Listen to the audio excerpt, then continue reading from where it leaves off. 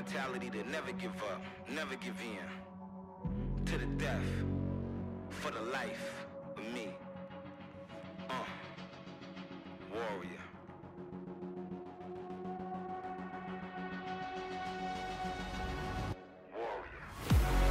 I'm a warrior.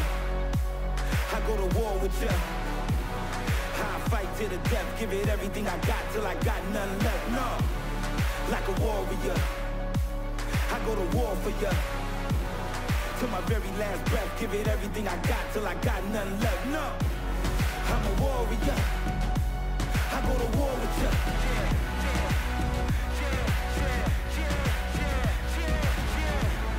Like a warrior, I go to war for ya.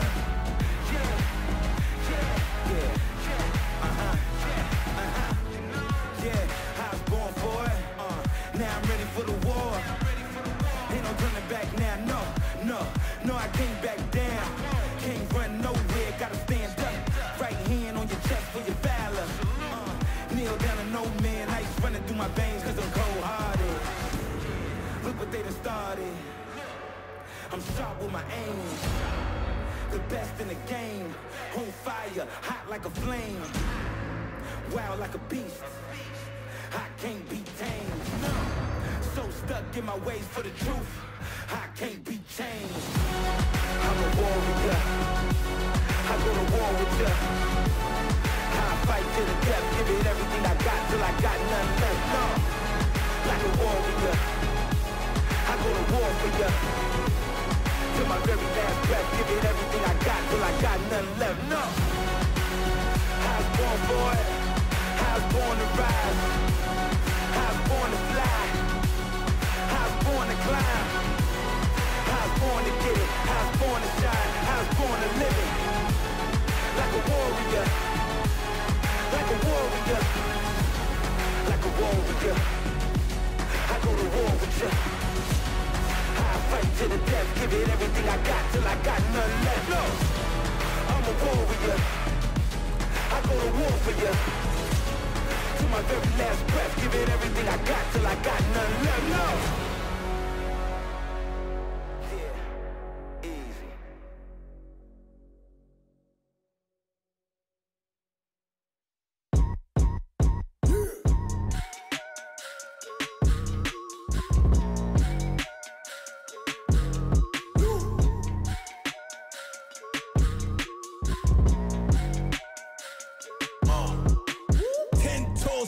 From the jump, I'll admit, push and drop, have to drop, till y'all know that I exist. And I'm gonna blow, and I'm gonna pop, y'all can't possibly depict. And I'm gonna probably take risks, and I'm gonna die before I quit. I gotta take action to get stagnant, and they stopping it. Too many been passive, and they lost it. The rappers I move backwards, and they honest. Hacking the right back, and to make profit, and accurate, new acumen makes options. Meaning the accountant can be rounded when you call it a place. Everything I'm mounted in my cost. Moving with $2 in my pocket. Proving the pace you looking exhausted. Truth is Greg Newman, they can't copy. Do what I must do so they can't stop. Trying to keep cool while they keep talking. Do what I must do, switches up often. I pivot, meaning I'm a tactician when I'm in it. Circling the cul-de-sac, I'm drifting. And I got all night down on fishing. Meaning I'm different. Meaning when they talk, they pay attention. Meaning they gon' pay for every cent. And I'm going 2 commas, 2 cancers. And I'm going worldwide when they all mention. Black boy with a book dream and a lesson. A black man with a sharp mind is a weapon. Yeah.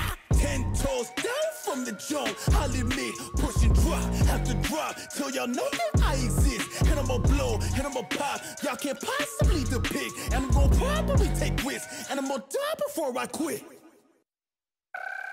Building the energy, feel the electricity. All world's in front of me, feel the electricity. All in the energy, feel the electricity. It's all inside of me, and electricity. Out of this world magnetic, charged up, come get it. Interdimensional, it's so incredible. Breaking the rules kinetic. This work, go get it, it's sensational. Generational, it feels electric. It feels electric. Electric.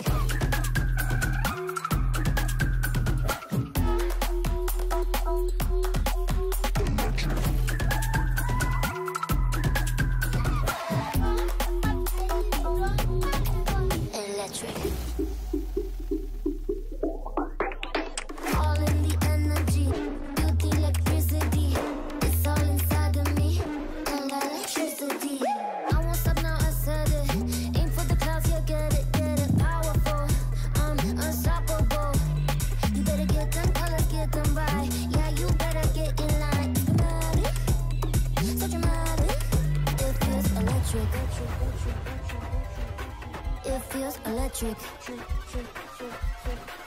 Electric.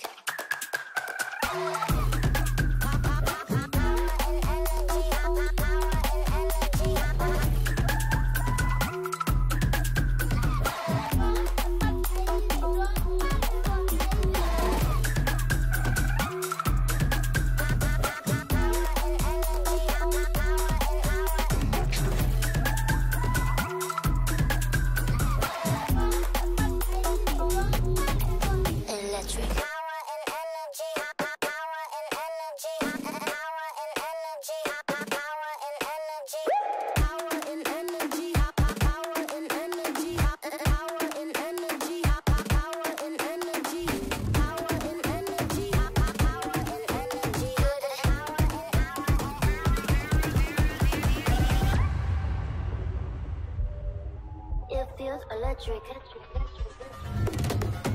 Electric. Feel the energy, feel the electricity.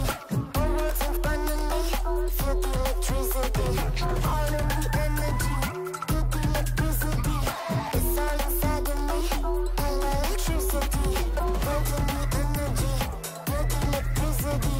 All world's in front of me, feel the electricity. All in the energy, feel the electricity. It's all inside of me, and electricity.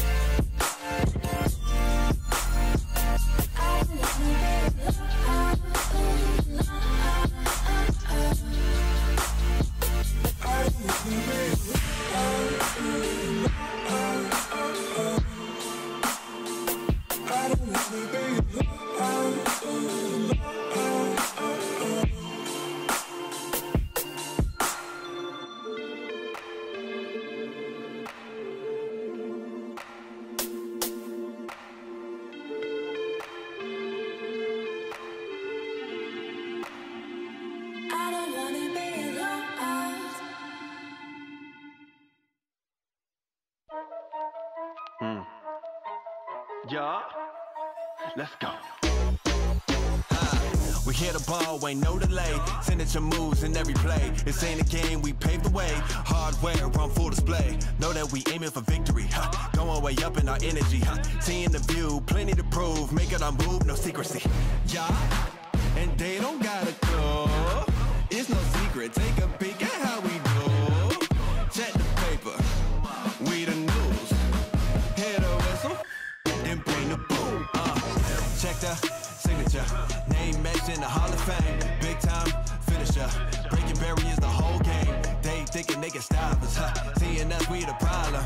It's in our DNA. That's our signature. Check that, check that, check that signature. Big time, all time, big time signature. Signature, signature. Bringing the fire, lead the way, light the spark. We never tire, no quit, full of heart. Ready, set, and we'll go. Our history will be told. Grab these wins, they all know. Reaching for gold. Yeah, and they don't got a clue. It's no secret. Take a peek at how we do. Check the paper. We the news. Hear the whistle, then bring the boom. Check the signature. Name mentioned in the Hall of Fame. Big time finisher. Breaking barriers the whole game. They thinking they can stop us, Seeing us, we the problem. It's in our DNA. That's our signature. Check that, check that, check that signature. Big time, all time, big time signature. They thinking they can stop us. Seeing us, we the problem. We don't mess around, we just hold it down. Signature. All on the line. Keeping it clutch. Yeah, now is the time. It's now or never. All on the line. Keeping it clutch. All on the line. Keeping it clutch. It's now or never. It's now or never. It's now or never. Check the signature. Name mentioned in the Hall of Fame. Big time finisher. Breaking barriers the whole game. They thinking they can stop us, Seeing us, we the problem. It's in our DNA. That's our signature. Check that, check that, check that signature. Big time, all time, big time signature. They thinking they can stop us. Seeing us, we the problem. We don't mess around, we just hold it down. Signature.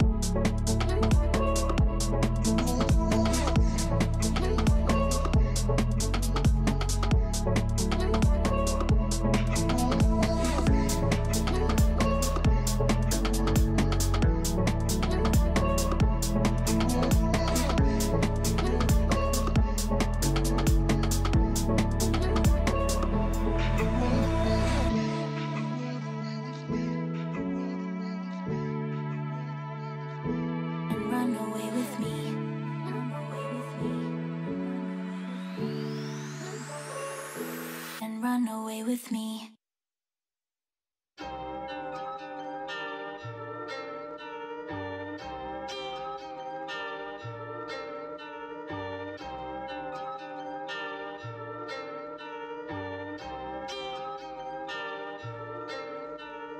I can't keep up. Miles a minute, yeah. Find you anywhere. Time diminished there. I can't keep up. Miles a minute, yeah. Find you anywhere. Time diminished there. Don't trip. I'm looking at a massive risk. Balancing the past I live. Pushing with a massive gift. I'm looking at life like hues on a spectrum, running off steam and mist. I'm standing at the edge of a rift in a paradigm shift with demands on my wrist while I'm penning my bits of emotions. I'm a dormant explosive, I don't think anybody noticed. Spreading all the weight on my shoulders. I'm feeling like a magnet opposing a polar opponent. My options are open and closed at the same time. On a landmine, in a minefield, trying to mind sweep with an idea and a program. But I'm right here, where y'all get way too far to die here. A lot to them, to us, a lie here. Applying pressure all on my fears. A mass correction of what I feel. A resurrection of the ideal. And kept the tension on the high tier. And pulled dimensions from the right ears. I remember nights when I took an L in the road just to get it right. Trying to make way for a look, but you gotta fight if you want your name on the books.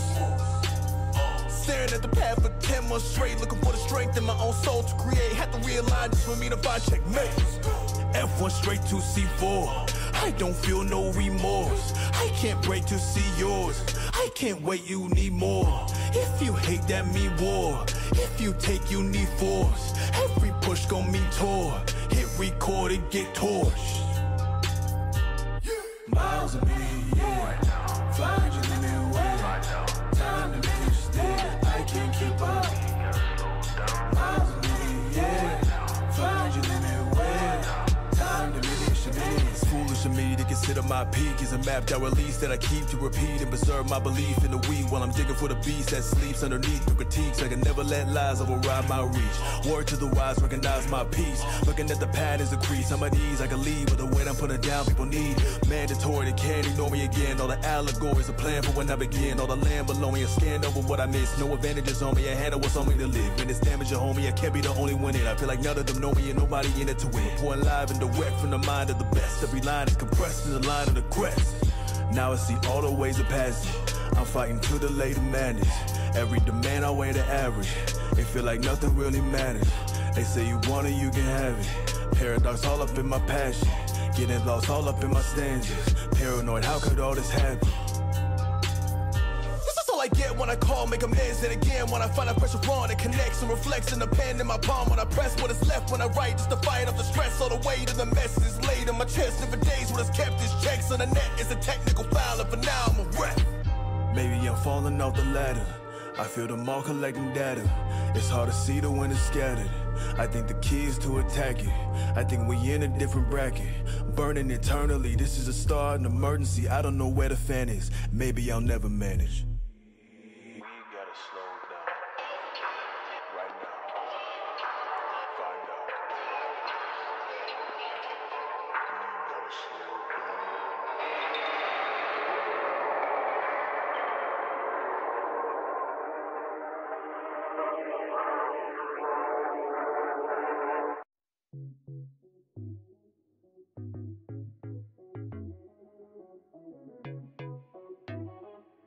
down.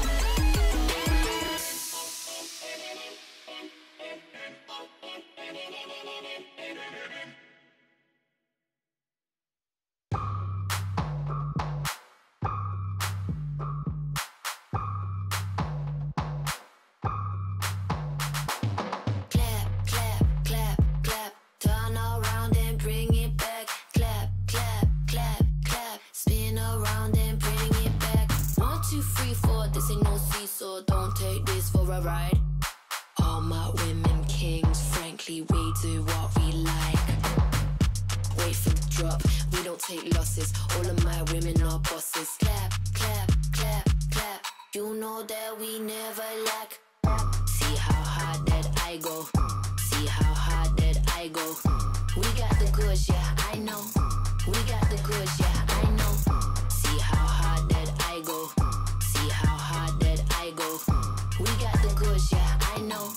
We got the goods, yeah, I know. Clap, clap, clap, clap. Turn around and bring it back. Clap, clap, clap, clap. Spin around and bring it back. Put some gasolina. Shut down big arenas. I got kick like Zena. Shut down big arenas.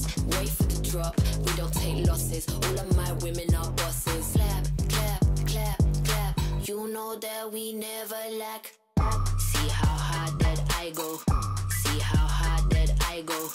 We got the goods, yeah, I know. We got the goods, yeah, I know. See how hard that I go. See how hard that I go. We got the goods, yeah, I know. We got the goods, yeah, I know. See how hard that I go.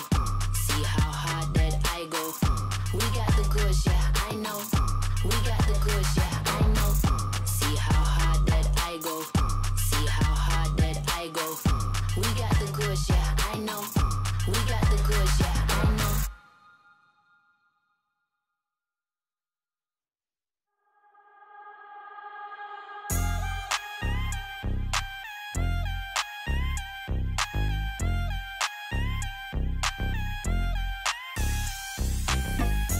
Ride the wave, yeah. Like that, like that. Ride the wave, yeah. Like that, like that.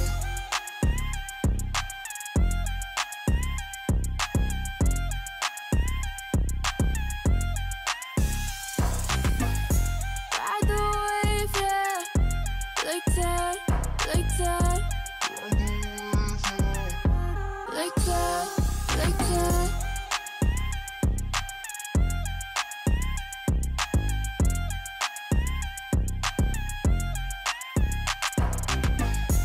Ride the wave, yeah.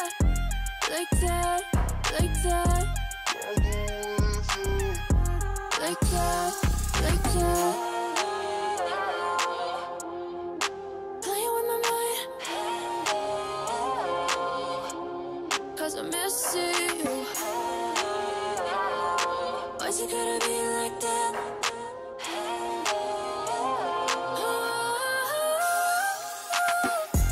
Ride the wave, yeah.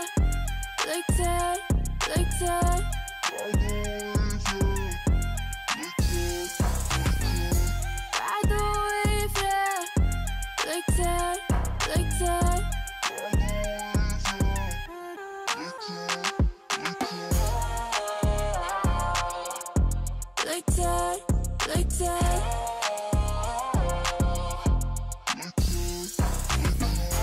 Ride the wave, yeah. Like that, like that. Like that, like that.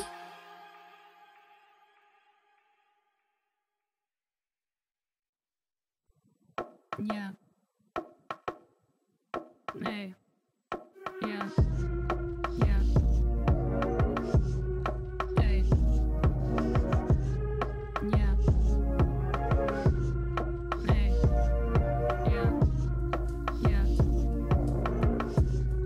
Hey. Yeah. Hey. Yeah. At first you made me feel very safe, but then I realized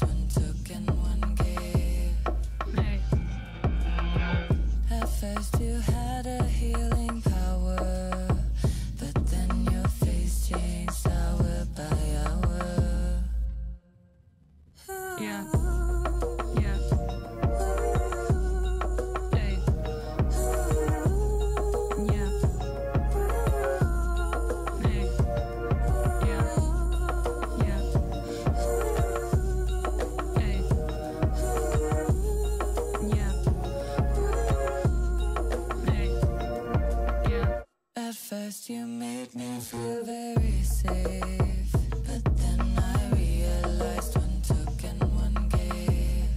Hey. Yeah. At first a hypnotizing smile, Hey. but then I forgot all about you for a while.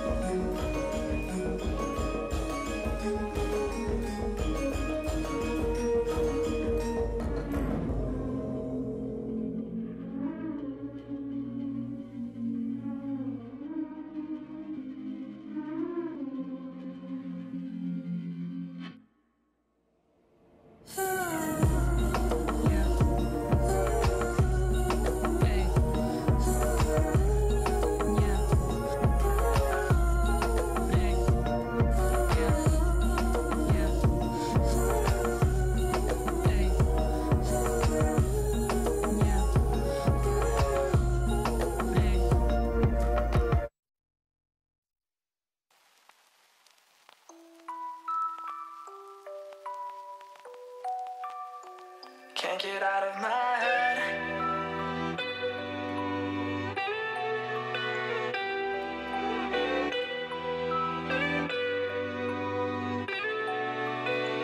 Can't get out of my head. Can't get out of my head. Can't get out of my head. Can't get out of my head. Get out of my head. Can't get out of my head. Can't get out of my head.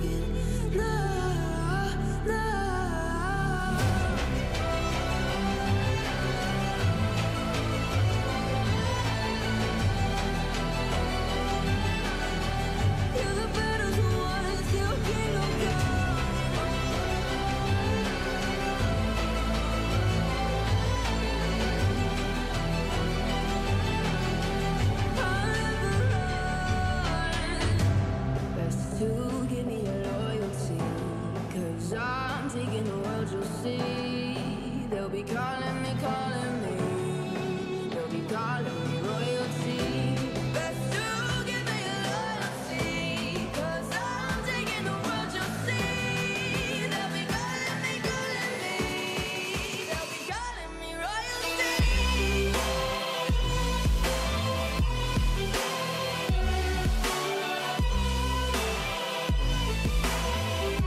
They'll be calling me royalty.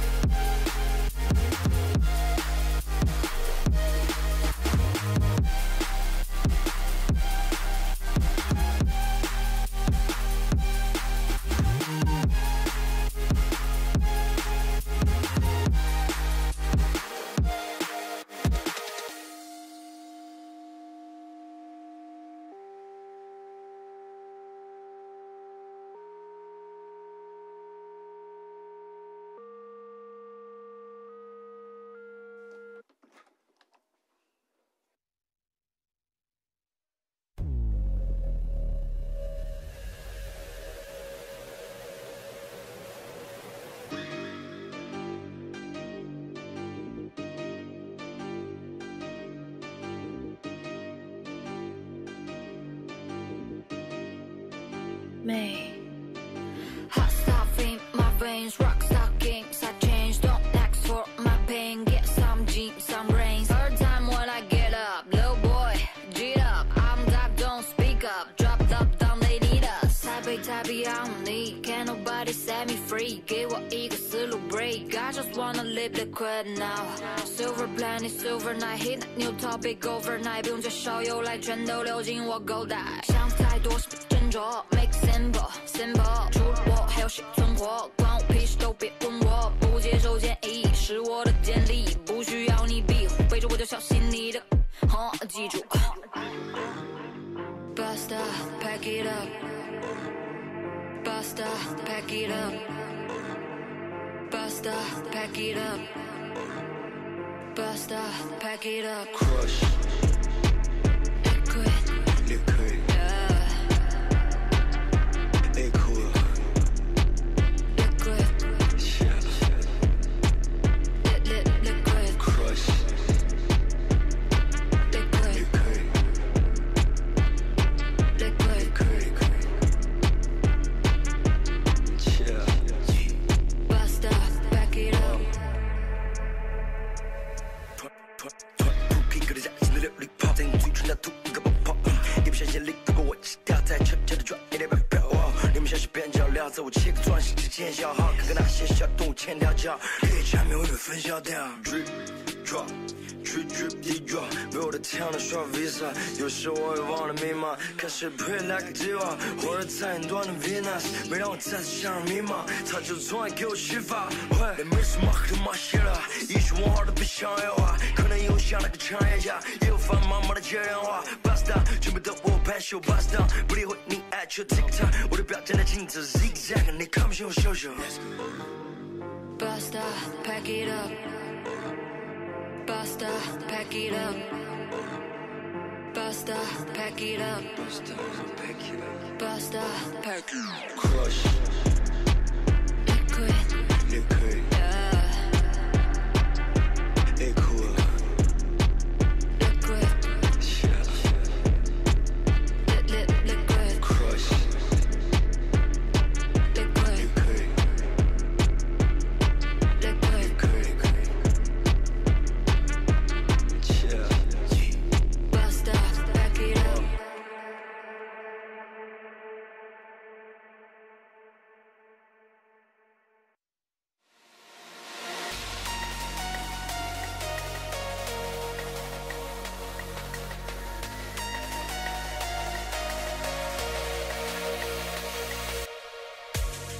In pitch black darkness you illuminate. I walk in shadows, you scream my name. You lure me in like a magnet. You keep me safe.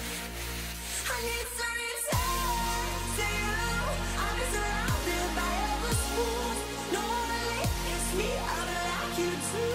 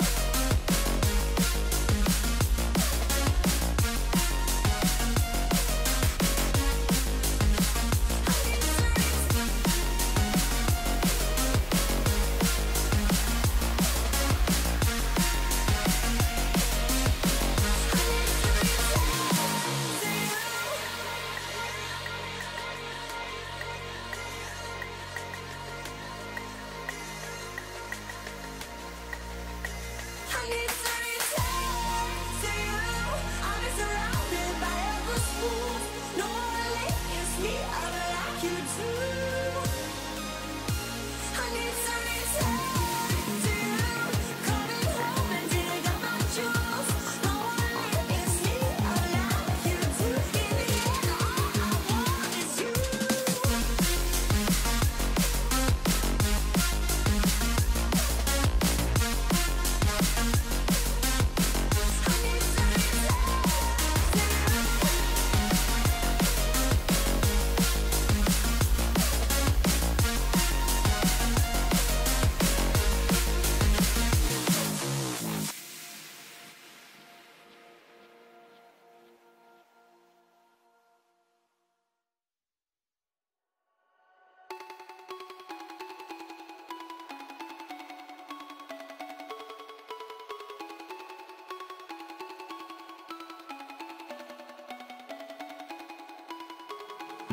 I wrote the book, I've seen the ending. The flames they dance across the sky. Whoa, oh, oh. But here I'm stuck in time pretending. A prisoner of reasons why. All this time is promises that make me feel like it's so real again. Promises remind me of they take me back to when we both knew what we wanted beneath the setting sun. Promises, I promise there'll be no more promises.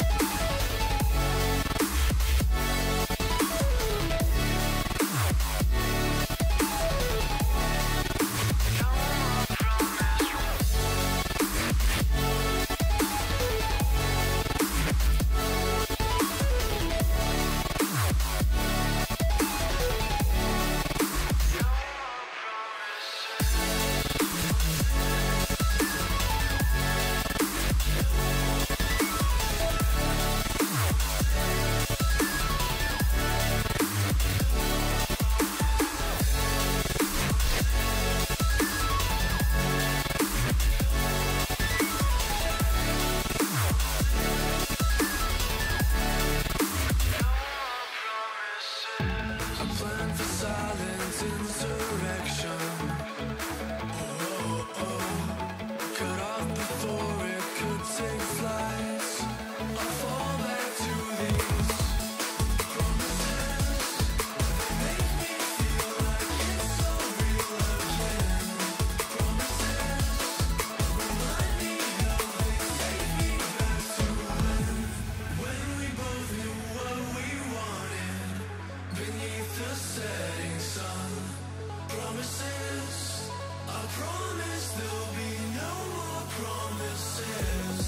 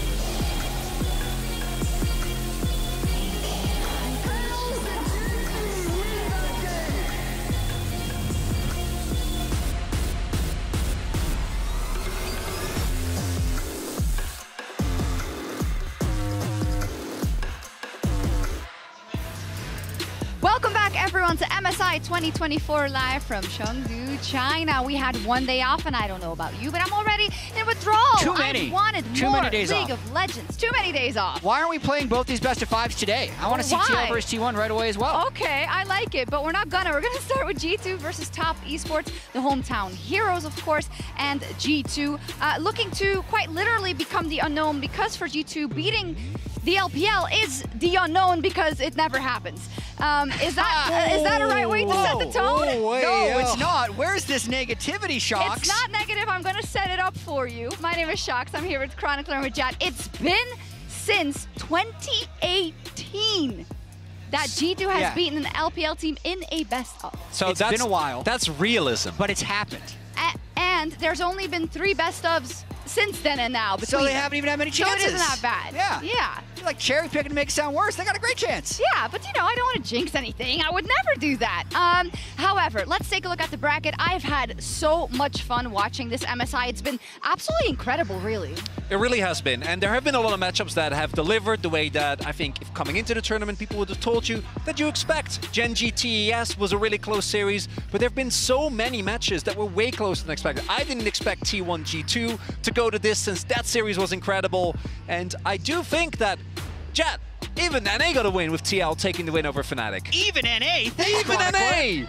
I will say that for as interesting and as dynamic as this tournament has been, when you look at the teams remaining, it's actually not that surprising. You have all the teams from Korea and China, and you have the #1 seeds from EU and NA, as you can see on this graphic. And the next 3 days are going to be incredibly entertaining. 2 elimination games, because that's how the lower bracket will work, and then that upper final for your berth into the championship match. And Jad, and Chronicler, Chovy versus Knight. We have never seen that. That's in 2 days. We keep building up to it, and I can only hope that it can deliver. These players have talked about each other with so much respect over the years, and finally seeing them, when it also feels like Gen G in particular have had this issue of not really looking like they perform to the domestic level. This far at MSI, I am, you know, remaining cautious, but they have looked like they've been able to at least step above what they did before with beating TES in a best of 5. Cautious optimism, for sure. But today it's G2 versus TES, and since I have 2 non-EU analysts with me, I want to see how much they know about G2 and about this matchup. So we asked G2 themselves to send us in some questions, and we'll be starting with our first question, and it is coming from Caps. My question to the analysts. How many kills did I have in our best of 5 against PSG?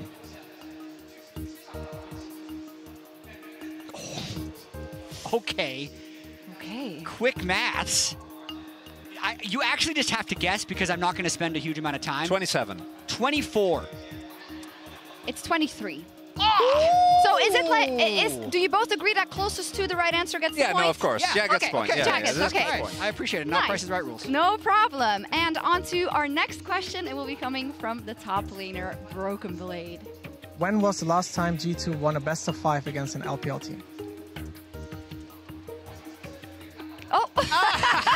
Well, I don't know, guys, but I got a feeling. Maybe 2018 against RNG, I want to say. With Perks' LeBlanc. Thank you very much. Was that what did in the bot lane? With the Heimerdonger. Yarnum and the boys?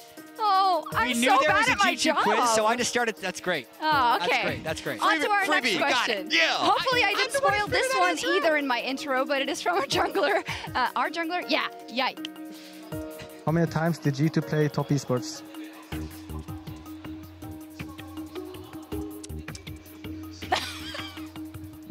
This is so funny. Zero times. You're correct.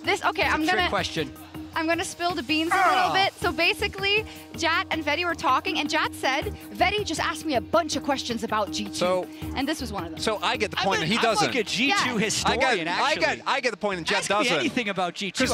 I feel like I know it. Okay, are they gonna win today? Oh, no. I'm sorry. I think Jat wins. I have to be wrong. I have to be right for all of the questions. It's true.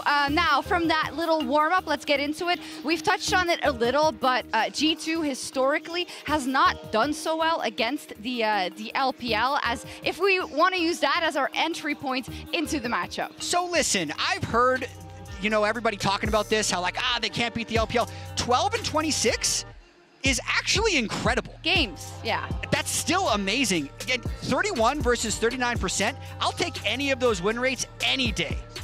G2's a blessing. Obviously, from an LCK perspective, very familiar with this matchup. There was a large period of time, about 3 years, where G2 was one of the big enemies of the LCK. But then there was a little bit of reward for us when we got to the eventual end of the tournament, and then they struggled a little bit more. They did. It's quite interesting because Jat was also bringing up, so when they were beating, LPL was without caps. So what is this game? That looks so fun. What is that?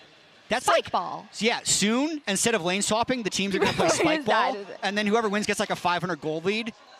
I'm down. Subscribe. I'm going to bring us down a little bit to earth in terms of this is still elimination, right? And I think we should hone in on that. It is also kind of for both those teams so much to do here. The hometown heroes in top esports, it would be absolutely heartbreaking for them to lose. And for G2, is all this work going to pay off? Because I use T1 as kind of the denominator, but that left me inconclusive. It's this one. Absolutely. Because of the inconsistency of T1, I think if we're thinking about who has more pressure on them, I know there's a lot of nervousness in terms of how G2 would perform, but I feel like if TES loses, it's a disaster. Whereas if G2 loses, it's just a little disappointing. It is. Let's take a look at some lane matchups. Top lane, 369 up versus Broken Blade. I want to say this is the first time in a very long time that we feel okay about it. Well, particularly with LPL top laners who have been, particularly at MSI, just insanely strong, right? People like Bin, people like 369 last year, people like Xiaohu that 1 year was also still incredible. But this, I agree with you. Broken Blade to me currently is sitting at, I think, third place when it comes to top laners. I'd still take BLG and Gen G over him, but both Zeus and 369 have really struggled. And 369 in particular, the space he created last year was so pivotal to JDG being as good as they were, and we haven't seen it this time around. And the standout for me with Broken Blade is his Zac. He has been the Zac of the tournament. Honestly, if I'm TES and I'm approaching this series, I'm banning Broken Blade Zac and I'm banning Mickey's Poppy because they're the standout picks that have been extremely successful and aren't necessarily a shared pick. So do you think from that point on, it is really going to be a key to see if the creativity from G2 is going to be Broken Blob depleted because of all the tape other teams have seen now, which is losing the edge in comparison to the beginning of the tournament? So coming in, I might have said that you know, G2 is relying on these picks, but the fact is, against T1, they were in fact able to match them when it comes to team fighting, when it comes to other lane matchups. So I do think that one of the biggest advantages G2 have going into the series is how creative they are in drafts, but I don't feel like they are as reliant on it, which in my expectation does mean the series isn't just going to be like, you know, the one win where you get the cool counter pick, but they should genuinely contest in how they move around the map and how they play the mid to late game fights. We talked about pressure already for top esports. Jackie Love, of course, is under a ton of that, Jad. Yeah, he's under pressure, but he's also really good. I would say he has been the best performing AD carry at MSI, him and Mako as a duo specifically, which then makes them the best performing duo in the world. I mean, obviously in the LPL Finals, Elk had an incredible series, but they just haven't been able to play against each other at this tournament yet. And the scary thing about this is that I don't think there's really enough bans to target him because of everything he's playing, but there's also the other factor of his international timeline and how he really hasn't tasted victory for a while. Particularly Worlds 2022, right? That loss to GAM is something that a lot of people are going to go back to, and top esports in general, unfortunately, has been part of some of the most painful memories. That 2019 MSI going to be well remembered because of the fact that TL was able to take down Jackie Love and his team, and the expectations on these players are pretty immense. Yes, and TL's still in the tournament, right? So he's probably shaking in his boots. But that does bring us to, I think, a very crucial matchup for G2 and for top because of how strong Jackie Love is. Where do we land on kind of the Hans Sama of it all? So I do think Hans hasn't had the best tournament. I think Mickey has been inconsistent. On Poppy looked amazing. There's been some other picks, but things like Israel didn't really deliver. But I do think that laning has not been an issue, and that is my one big thing going into this. You can't give Jackie Love and Mako a lead in lane. That is how you guaranteed lose and how you lose what I think might be a topside advantage for G2. Yeah, and I'm a student of the internet. Yeah. I feel like the internet's pretty negative on Hans Sama. I thought he played great against PSG. PSG is not Jackie Love for sure, but when he's at his best, if G2 can continue to get counter-pick kill lanes and they can play from ahead, I think he's going to be really good. It's when the games are more even and you have the slower, more methodical setups where I feel like Hans Sama tends to struggle. You don't need that, though. You don't need to be as good in teamfights as Jackie Love is going to be. You just need to make sure that you don't generate too many leads for top towards the bottom side of the map, so that the top side with Caps and with Broken Blade in particular, who have been performing well, can still win those fights. Another factor in that bot lane, of course, always the supports, and this is also our featured matchup presented by Mercedes-Benz. Mako versus Mickey X. In today's featured matchup presented by Mercedes-Benz, G2's Mickey X and TES Mako go head-to-head in the bot lane. Neither of these supports are strangers to the international stage, but have never faced off against each other. Now they have the chance to prove who belongs on top. Mako is the definition of a playmaker, finding the right angles when things get tight. Right, but it's not on the turret as Tien walks away, maybe one shot came through in the end. As Lahan still outranked, the blast from Mako. With his third appearance at MSI, Mickey X is looking to reclaim the glory of 2019 with aggressive playmaking and creativity. Chain of Crossing did land onto Yike. Ginger coming in as well, but you can't bolt breaker out of the steadfast presence. G2 hasn't won a series against an LPL team since 2018. Will they show up in form, or will they be crushed by this hungry TES squad? Well, there we go. I mean, so much tenure between the two of them, and so much of their success in their region, but also internationally coming down to them. It's also, these players are, you could argue, the most iconic support of their respective region. Mako was part of the first big victory of or really the victory of the first MSI with EDG back in 2015. Deft has credited him a lot for what he's done, but this player, especially after winning Worlds in 2020, has means so much for the LPL. And it's also a big boon for Jackie, who it feels like for the first time in a couple of years has a great support alongside him. Yeah, insane amount of veterancy here. 2015 MSI champion Mako. It's 2024, like 9 years ago. And even Mickey, he did everything on G2, but he went to Worlds in 2016 for Splice. These guys have been around for a long time. That's what I think is so funny, because Mako was winning MSI when Mickey was a rookie and went to Worlds for the first time. And then it took Mickey another 4 years to win an MSI of his own, but it's great. But let's see what our fans think at home about this matchup in our MasterCard fan prediction of the day. Oh wow! Okay. Well, it is. I think it's held on a Western platform, right? In terms of X. This is true, but also there's the hope, and I feel like it does start with hope and belief. I feel like when I actually think back all the way. Careful with the words you use. No. Hold on here. In 2018, when it was actually Vitality went like 3-3 in group stage and got eliminated, Europe could have looked at that in a super negative way, but instead they got really motivated, got really behind playing their own style, and that was the greatest run in EU history. And we've been discussing here, like, when was the last time it actually felt this close for Europe and the East? And it was probably 2020. And after 2020, when, because even then G2 was able to dispatch pretty handily of Gen G, but then ever since Damwon was able to beat them at the time, there just hasn't been a moment where you can look at this pool, and obviously it's always going to be biased towards Western teams, but still, I think that a lot of that faith is earned. Feels exciting. We don't have that long for our predictions, so let's go. Chat, you want to go first or last? Is it a gotcha? Just throw them up. I don't want to be a Debbie Downer here after talking about hope, but I'm also trying to get this right. So I do think this is the logical prediction based off of what we've seen, unless the G2, like peak G2 shows up that happening at C1. I think Poppy's going to get banned. I think Zach's going to get banned. I think that's going to weaken G2, and then Jackila's going to carry. Nice. 3-2 to me makes sense. I think Top Esports still deserve all the credit after they brought Gen G to the verge of defeat. Absolutely did. I'm always going to back my boys, and if they don't run out of steam like they did versus T1, maybe it happens. Some are hoping for the upset, but the home crowd is hoping for a Top Esports win here on LPL home soil. So let's get into our match. Winning is what matters in the end.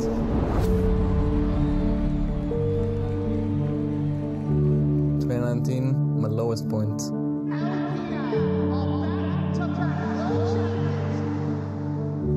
We just kind of lost our minds. Once you win, people are gonna look back at it and only remember that you won. They won't remember much of the other stuff.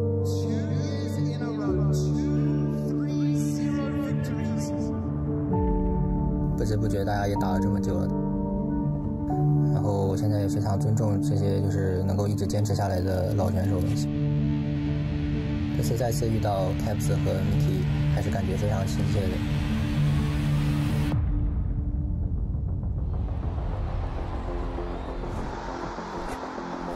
I'm feeling pretty confident right now. The 2 series we played so far, I think we showed some good things.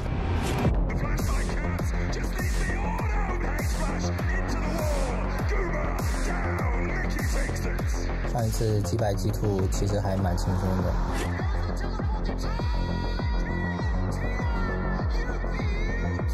我觉得我们还是会像以前一样。I'm expecting quite a bloody matchup. I hope they don't underestimate us. I hope they can bring their best game, and so will we. 这次换到我们自己的主场，我们会捍卫我们主场的荣誉，打败他们。We can beat anyone. Top is no different.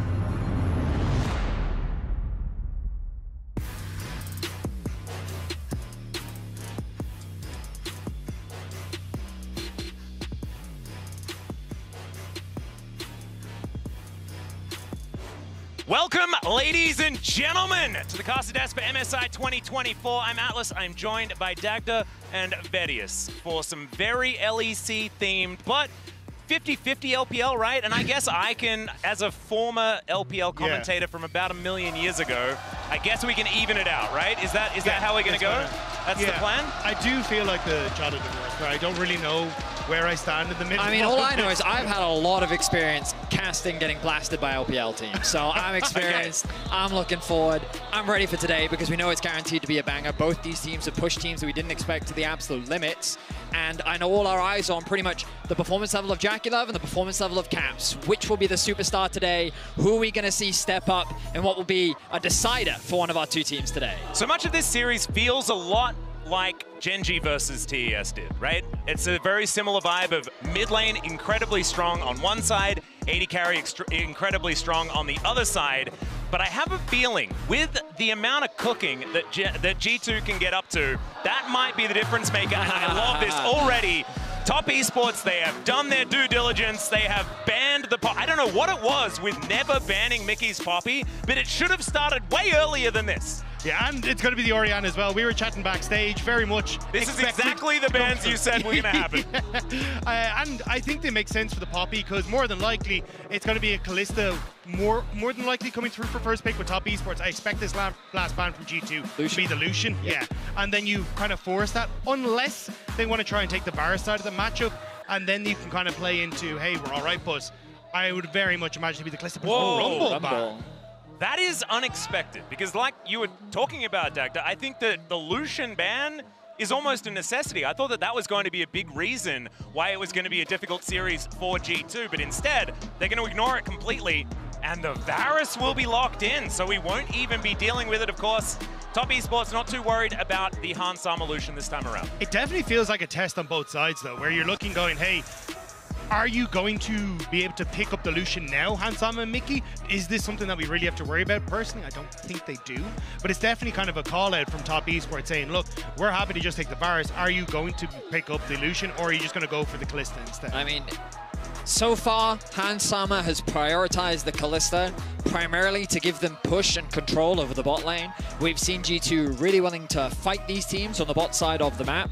My concern for G2 comes from this Tristana Maokai that we saw from Top Esports when they played up against CHENGDU. I think that, I mean, fun fact, Cream hasn't lost on Tristana this year. Yeah. And it's going to be taken away by G2. I think that this is such an important pickup because Cream, I think, has been struggling a little bit this MSI to find his form, figure out what champions. We know that he has the Ahri in his back pocket to bring out, but in the CHENGDU series, his wins were on Tristana and Corki against Chovy, of all people. So I wonder if their priorities have shifted, and G2 seem to have identified that and want to take the Tristana away. I am curious, though, if they were hovering the Lee Sin there, whether it would be the Lee Sin Ahri and they just play for that hyper-aggressive mid lane, but it looks like Cream going to go fall back to this Azir. It was the other pickup that he really had in playoffs that was one of his big proponents, so not fully surprised to see him go towards it. And if you've got that push on bot side coming through from Varus, and now potential some control coming through from the Azir in mid, Xin Zhao a good opportunity to look for some of these early skirmishes and play off that lane push. I feel like the Maokai has to be a high priority here for G2. It's the very common pairing alongside the Tristana to try and guarantee a little bit more AP damage in the composition. G2, though, maybe they're telling us that they have more in the back pocket in terms of what AP champions they can play as the Leona is locked in for the first half. Yeah, this has been something that Mickey's gone back towards. I'm not the biggest fan of it. I think there's a lot of answers to it that can set up, even if you want to look towards something like a Thresh here for Mako. He's been excellent on it. The Alistair has been excellent for Mako as well, so you definitely want to try and put some attention into support bans, as you can see here with the Braum already taken away from G2. And if I'm top esports, as you say, I think I start to look towards those AP junglers to ban away. You could always fall back towards something like the Jax or something for Yike, but Lilia, you definitely want, the AP jungler like a Lilia or something along those lines to be the first port of call here for Yike. I still think that Maokai is probably pretty high up on that priority list, but we'll see. The Lilia is in the minds of top esports. Maybe this ban is just them saying, yes, we have done our homework, by the way. Like, most of these bans feel pretty targeted. But I do like what G2 has in their hands so far. We'll see whether it is the Maokai, whether that's one that's going to get banned away right now from I was top. curious if that Renato is going to be taken off the board. I think it makes sense. Mako is an exceptional Renato player, and I think that it just makes sense into these melee champions like the Leona. Now what's going to be the final jungle ban? We assume jungle, of course, because of the Xin Zhao lock-in. Maokai would be the obvious choice, but we know that G2 likes to cook. What have they cooked for us today? The Vayne ban heavily suggests that top esports is looking for a blind Cassante. Will G2 want to grab the Cassante now for themselves and actually save jungle for the end? Or perhaps they want to guarantee a counter pick for Broken Blade in top lane? Well, I was going to say, I think BB's look great on the Twisted Fate, so I'd imagine you take your AP jungler here and then leave that potential counter pick where you just take the Twisted Fate on the opposite side. Unless 369 is thinking, hey, I can just try and swap a different Ivan. Okay. A bit of an Alyoya shout out from Domestic, but we know that Yike was a big enthusiast of the champion as well. Something we haven't seen at all here at MSI, but with double AD carry, it makes a lot of sense. Very supportive, great scaling, offers a huge amount of utility. You've got your engage with the Leona. You can clearly tell that G2 is looking to play more of that front-to-back style.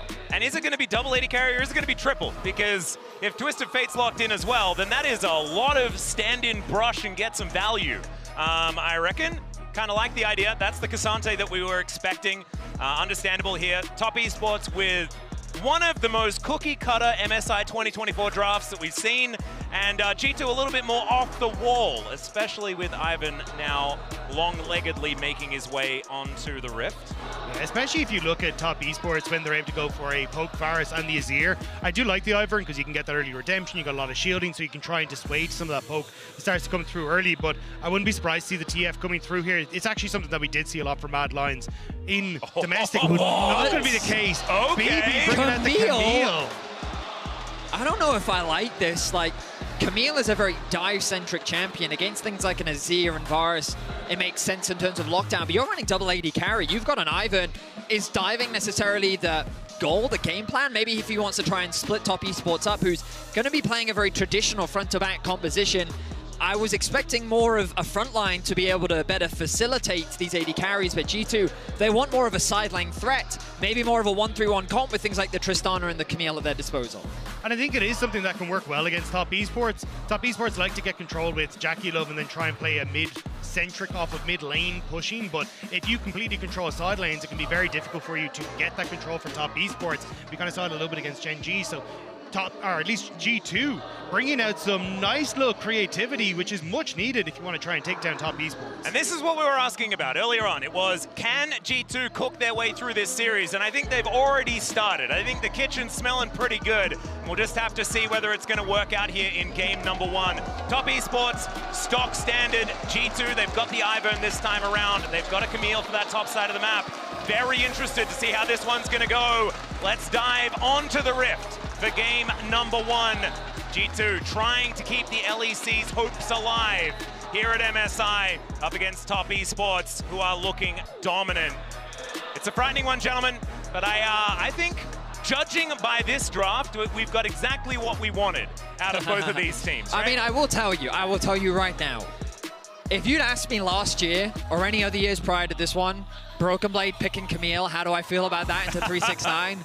I'd be very concerned, but he has pleasantly surprised me at this tournament. Oh yeah. I did think that he had an overall solid year last year, but coming into this matchup, I was not expecting top lane to be a big win condition potential for G2. Yeah, and I think that speaks volumes to the training that BB has put in behind the scenes. He's talked about it at length in interviews, saying, hey, we brought in Alfari, wanted to make sure that I could up my laning phase and make sure that I am really a threat when it comes to the 1v1, and I think he's been exceptional so far. We saw the stats for Zach earlier on, Atlas. You were giggling at the 80 carry level of damage that he was producing. Yeah, what was it? Something like 750 DPM, which is a decent stat. Like, Jackie has highest in MSI right now, and he's on 800. That's only 50 behind this guy, Zach. It's silly. It says a lot about Broken Blade, also says a lot about Zach. And was banned this time around, so won't have to deal with it on the top esports side. But the problem is, if there's more things that they need to focus on, especially after a game like this, it'll be more difficult, as Cream already just taking a fully stacked explosive charge, and that is probably not the way you wanted to start the laning phase. Definitely a rough start for Cream. You wanted to work with Mako to make sure that he could clear out this vision, to deny information away from G2 as to what Tian was up to, but Mickey was actually there to assist, dropped his ward as well, so they will be able to garner that information unless Tian is able to navigate his way around that. We keep our eyes on Yike, starting on the bot side, pathing up towards top, of course. He's going to be setting up those camps to be able to secure them later. And the beauty of this Ivern is if you're left uncontested, you're able to get that quick clear throughout all those camps, and you can be very active and spend a lot of time just roaming around and working with your team. Well, we've got a Zenith Blade in towards the bottom side of the map. Mickey trying to keep them at bay, but Hansama taking so much damage. Jackie gonna have to back away as Mako's flashing. Immediate flash to follow from Hansama, and there's first blood in the 2v2. This was a top esports win condition, and they're getting crushed. This is not the way it's supposed to go at all in the bottom side of the map. My bingo card's upside down. Hans and Mickey getting the 2v2 first blood is huge, because we already looked at mid. Caps having that early advantage. Oh, we knew no way. No way. Mickey just executes Jackie Low. He overstays trying to fix the wave. He believes that Hans and Mickey have gone back to base, and the Hex Flash catches Jackie off guard. Sorry, is this Hans and Mickey or Hans and Ignar? That's what I was thinking. Fervor Leona's back, baby. Yeah, I don't know what Jackie was thinking there, because I think we all knew that it was going to be a Hex Flash angle in theory, but wanted to try and get as much of the farm as he could. Caps now able to get himself out of there, does manage to get that rocket jump off. Good wind becomes lightning from Tien just to make sure that he gets a little bit of damage down, and they do manage to at least make things okay in the mid lane, but the bottom lane is on fire. So both teams actually hit level 2. Well, actually, Jackie Love and Mako a little bit after. Good job on Mako to help secure that for his team.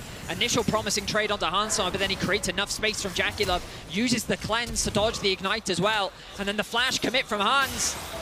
Nicely secured. Means that G2 get themselves a 2v2 victory, and it's not just one, it's two. And you can see there, because you end up cleansing the ignite, it works out super well on the bot side. But now top end, Yike. Yike turning up. 369 seeing whether he can get himself out of there, is not quite able to land it. And 369 will be okay, but does have to use the Ghost. But this wave is in a bit of an unfortunate spot for 369. Really would like to get a crash, so you can see BB going to start to clear out some of these back minions, so they maybe can look for some sort of freeze. But yeah, it makes it difficult for 369 to step up. This is a very explosive early game. I was not expecting this to kick off the way it has. Yeah, it's almost feeling like it's a little bit upside down, right? Because Cream had a decent push in the mid lane a little bit earlier on there. Now Caps actually being able to take a little bit back. But with the bottom lane going so well for G2, I think that this game is feeling much better than even they were probably expecting. What's crucial now is jungle involvement on the bot side of the map. There are no summoners here at all. Top Esports can quite easily swing this matchup if Tian can find a nice gank.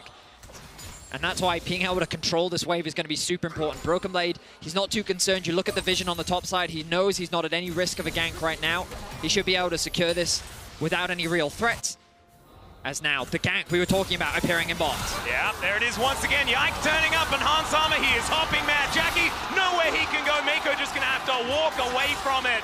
And this bottom lane is done for top esports. Great CC from Yike, the flash forward to get the Q. Because you can see where Mako was positioned, he'd set up for the play, but now BB needs to get out of here. 369 going aggressive, does get him a nice little shield there, does Broken Blade. Now underneath his turret, Tien just biding his time, finally does just hold that wave, looking to get that crash. So under 200 health, let's see whether Broken Blade can keep himself alive. He's just going to try and deny the assist, and that will be successful at least.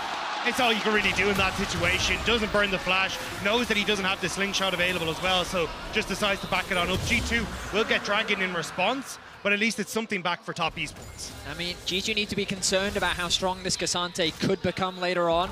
We saw how they were able to manage it when they played against PSG. The beauty of this Tristana is you are able to shred through those tanks, so they're definitely going to be less concerned as the game progresses. Cream relatively low as Mako now coming over to cover. Yeah, Caps just continuing the push. Mako just lying in wait, seeing whether he can stay out of Fog of War for a little while. Will eventually just walk up to the wave. We have a look. There is an Ivern in the wings. Not going to be needed just yet, though, just getting a crash. I think it's a good call, though, to come in towards mid to get Cream the reset, because Top Esports really want to try and be able to contest for these Void Grubs if they're going to start to be taken. So Cream getting that quick reset off means he'll be able to come back into lane first. You can push out, which is why you're seeing G2 immediately start up the Void Grubs, because they know if Cream gets that reset in, there's no way they're really going to be able to contest for this. Right now, the bottom of our screens is littered with Red's advantages. Outside of that kill that 369 was able to find, Hansama often finds himself on the weak side. Right now, it's to help secure the grubs for his team, which they should be able to lock down. Yep, Tien does get the bad news that they're being taken, but I don't think he's going to be able to do anything about it, although G2 are giving a lot of respect here. Caps had to go back to base. Yeah. Dagda was just talking about it, right? The fact that Cream is able to come back out on the map means that they should be secured for Tien. But at the end of the day, G2's not too upset about that. If they can get 4, then their sieging power is already going to be enhanced. If they're able to get 5, that'll be even better, of course. But first Dragon secured for G2, 2 grubs off the back of that, they're not going to be complaining. Still though, Hansama now alone in the spot side will give a little bit of push power to Jackie Love so he's able to get a place. Realistically, I think you're going to be looking to see how Yike influences on the bottom side of the map again, because with Dragon in 3 minutes time, I think you kind of go for a full clear, reset, and then look for a play on boss, try and burn a summoner spell on Jackie Love before Dragon comes in. Oh, 369 going aggressive here towards his top side of the map. Doesn't find the third Q. Still goes all out, though. His hook shot, max range there from Broken Blade, gets him out of there just fine. In the meantime, here towards the bottom side of the map, you've got more action. Zenith Blade gets Mickey in there. A lot of damage onto Mako, but it's returned onto Hansama as well. Yike coming down. Trigger Seed not going to land. Jackie Love is 1 minion off of 6. If he had had that in that last fight, that could have been a 1-team fight, or a 1 skirmish, I should say, for Top Esports. G2 playing within a very narrow window, and you'll see as he secures this minion, that tick over means this forest is now a lot more threatening. I think it will give good advantages to G2 though. With the cleanse being down, you've got the opportunity for Mickey to try and play for that on a repeat play, and especially as he starts to tick over to level 6 himself, I think that's where we're really going to start to see that aggression come in on the bottom side. And let's be real, BB, yes, he's behind at the moment, but he's fine to just continue to farm up and get to his 2 items as Cream. Yeah, going in aggressive, not really finding too much there as Cap's able to whittle in a few more auto attacks. Explosive Charge going to even out the trade very nicely for the Tristana, and Cap's continuing just to farm things up in the mid lane, ahead by about a wave. The only downside for Cream is the Vamp Scepter pickup from Caps is going to give him so much sustained, paired alongside the Fleet Footwork. Means that he's going to be able to ramp that back up. Mickey, of course, as we know, the primary carry in the bot lane, gets funneled that gold, as you would expect. 1-0-2 scoreline for him. But G2, a 1K gold lead, I think to the surprise of many, given that 2 out of the 3 Analyst Desk members did predict Top Esports to win. They did expect a close series, so perhaps not that much of a surprise, but we'll see if Top Esports can bounce back. They clearly aren't too concerned about the deficit they find themselves in now. The Dragon spawning in a minute's time. Caps. Well, yeah, Caps just going to have to buffer the rocket jump. Does so very nicely halfway through the Emperor's Divide. And now Daisy's going to make her way out onto the mid lane. Still, Caps going to have to flash this on a busted shot. Doesn't even get the auto off.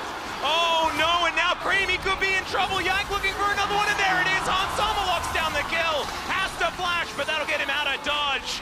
And G2 are just taking names all over the place. I didn't even know that was possible. And that was like 3 in a row of things that shouldn't have been very possible. Caps? You flashed the dash? You then knocked him back when he tried to flash over the wall and auto you? Like, what the hell was that? I don't know what you mean. I was expecting this from Caps all day long.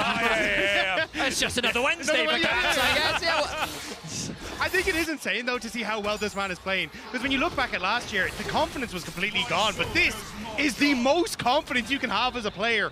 Buffers the jump. Then as they start to come through, Tien does end up hitting the Wind Becomes Lightning, but Caps is kind of just waiting to bait because he knows that his bot lane is on the way. Flashes over the wall. Buster shot because he still keeps the vision because Yike is over the wall. And then the slow from the Seed the shield on the Yike, on his ultimate there, on the Daisy, ends up setting things up perfectly. While that was happening, of course, 369 forcing the all-in against Broken Blade. This 1v1 not going the way the Broken Blade would have liked. Of course, conceding that early kill, giving that early armor over to 369 is working out very nicely for him. Mako might be in a bit of danger. Going aggressive. There is the Shield of Daybreak onto Mako, who's now taking a lot of damage as that explosive charge does go off. Cream, though, full health off to the side is going to mean that Mako will survive for the moment. Yeah, I'm looking at this Dragon, though, because it has just spawned. You can see G2 trying to get control of the area. Hansama playing aggressive on bot side. Top Esports do control mid-wave, so Caps would be a little late, but no flash on Cream does make him quite vulnerable in these plays. So I think Top Esports is going to have to try and play very safe for their mid laner. You can see they're trying to do just that. Yeah, Mickey moving on in. Gets a whole bunch of information, but not going to look for an engage just yet. Arrow going to go wide. And the Dragon has been continued here by G2. They retain control. BB's TP is just up slightly before 369, so if they've time to ride his G2, they should be able to get BB into any sort of fight, which is why Dragon has now been started, and the push on mid, our bot side has been gained. Yep, BB also now just turning back up in lane. Tien trying to figure out exactly where that Dragon is. They are now looking for the rear exit. And TES will make their way forward. Okay, Daisy getting involved first as the Dragon going down very low. In goes Mickey, Solar Flare is going to land, and there goes the jungler. Immediately Tien is dead, and now Jackie in the background. It's Caps that's on the board. Mako now just a reset away, and the Goomba stops will continue. Caps just going to finish off a bunch of extra kills. Hansama gets his 4th of the game, and it's all coming up G2. Top Esports stepped in blind, and G2 just leap out of the bushes on them. G2, we saw them perform against T1, but now showing up against Top Esports as well. They're playing incredibly. I mean, Hansama silencing a lot of the doubters right now, 4-0 and 2. We look at the initiation, it's Yike and Mickey on the front line. They lock down Tian, and look at this chain CC. He doesn't get an opportunity to move, and Caps locks onto his target. He sees Jackie Love, eliminates him, and then it's just a cleanup. And it's again where we kind of look at Tien on the non-tank picks, and he's not able to get his ultimate off. He thinks he's able to tank that a little bit too much, and ends up going down as a result. And on this, Xin Zhao hasn't really had the impact that you would want in the early stages, and ends up losing out now on the Dragon fight as well. But Mickey and Co on this top side, 369 is so low. Ooh, hookshot not quite going to get the stun onto 369, but Mickey and Hans just waiting in the wings, just looking to get some extra plates before they do wear off. Only 30 seconds left on those, and they will be able to grab a few last-minute ones. So the swap coming through from G2, as you rightly said, Atlas, just primarily looking to funnel some plates into this bot lane. A 1.9k gold lead for Hansama, going for the Blade of the Ruin King build that we often see him go for. A 1k gold lead in mid, and G2 overall 8 kills to 1. When I think back to that series against Gen G, when Jackie Love was put behind, Top Esports struggled to put up that same level of a fight. He is kind of their pillar, their superstar, and obviously the rest of Top Esports can have games that they don't rely on Jackie Love to win, but putting him behind never really helps them. But 369 isn't going to be great either. He's not going to be having the greatest of times. Still, he's Cassante, so struggles to be in too many dangerous positions, just with the fact that he is that champion. I mean, if you can get this Rift Herald as G2, this ends up worthwhile. You're going to get the top tower in a little bit. You'll be a little bit behind the temple in the play, but Rift Herald means that you can probably blow up mid as well with the damage that Caps has done onto that mid lane structure too. And when you think of what G2 wants to do, which is, hey, we can skirmish, but play for a 1-3-1, getting these opportunities to get things like Rift Herald is going to be really big. Well, they are going to be able to set up for it. That is the Rift Herald going down. Yike collects the eye. And they should be able to use this to break the mid lane outer turret you would expect. G2, I do like the amount of win conditions this composition has, because you can play for side lanes like you were talking about, but I do really like their team fight as well. The amount of pick potential on a single target is just ridiculous, and that starts all of those resets going. I think in 5v5s it works out, and in the split push it works out, and having multiple win conditions is always so strong in League of Legends. But also, the great thing about Ivern is, sure, you provide a lot of utility, but Daisy's just a good frontline. Yeah. Right? Like, people like to ignore her, but if you do, she just is annoying. Like, she's like a mini Cassante in a way because of her triple knockback, right? Hey, and yeah, so, the Daisy third Q. That's what I'm saying. Like, so you have Mickey and Yike that can play this front-to-back comp, and as long as Caps and Hansama aren't at risk of getting dived, which against this comp from Top Esports they're not, like, you're right in that G2 just have a lot of freedom, and Top Esports have some elements of scaling because they have the Azir, but I think the longer this game goes on, the better it is for G2. And also just the lack of control that they really have over the middle wave is doing so much for G2. Caps constantly having push, leaning into his side lanes is making it really tough for, you see here, Top Esports to defend these outer structures. Jackie Love and Mako weren't sure whether they needed to assign themselves the mid lane to protect the push from Caps or protect their top lane turret. So G2 doing a really good job of playing off their lane states right now. 369 going aggressive. Yike going to turn up in the nick of time though. The hookshot comes down. There's the Hextech ultimatum Q. That's going to get him out of there with the all out. As now 369 just going to get taken down. Tien going to get the flash out from Yike, but that might be all he gets as Daisy's getting amongst it. Now Caps will finally turn up. The ultimate's going to be there, but it's not going to save anything. And there's another beautiful buffer from Caps to grab the double. An overextension from 369 means that Top Esports trying to protect their top laner, trying to turn something around, results in another 3 kills for G2. Incredible positioning from Caps. He plays the team fight perfectly, and he wipes Top Esports off the map once more. And now you've got 35 seconds until the next dragon is up. That's going to be third dragon for G2. And honestly, with the Rift Herald in tow as well, you just get to reset, spend all the gold you picked up, come back out onto the map, threaten this bot tower and the mid tower at the same time.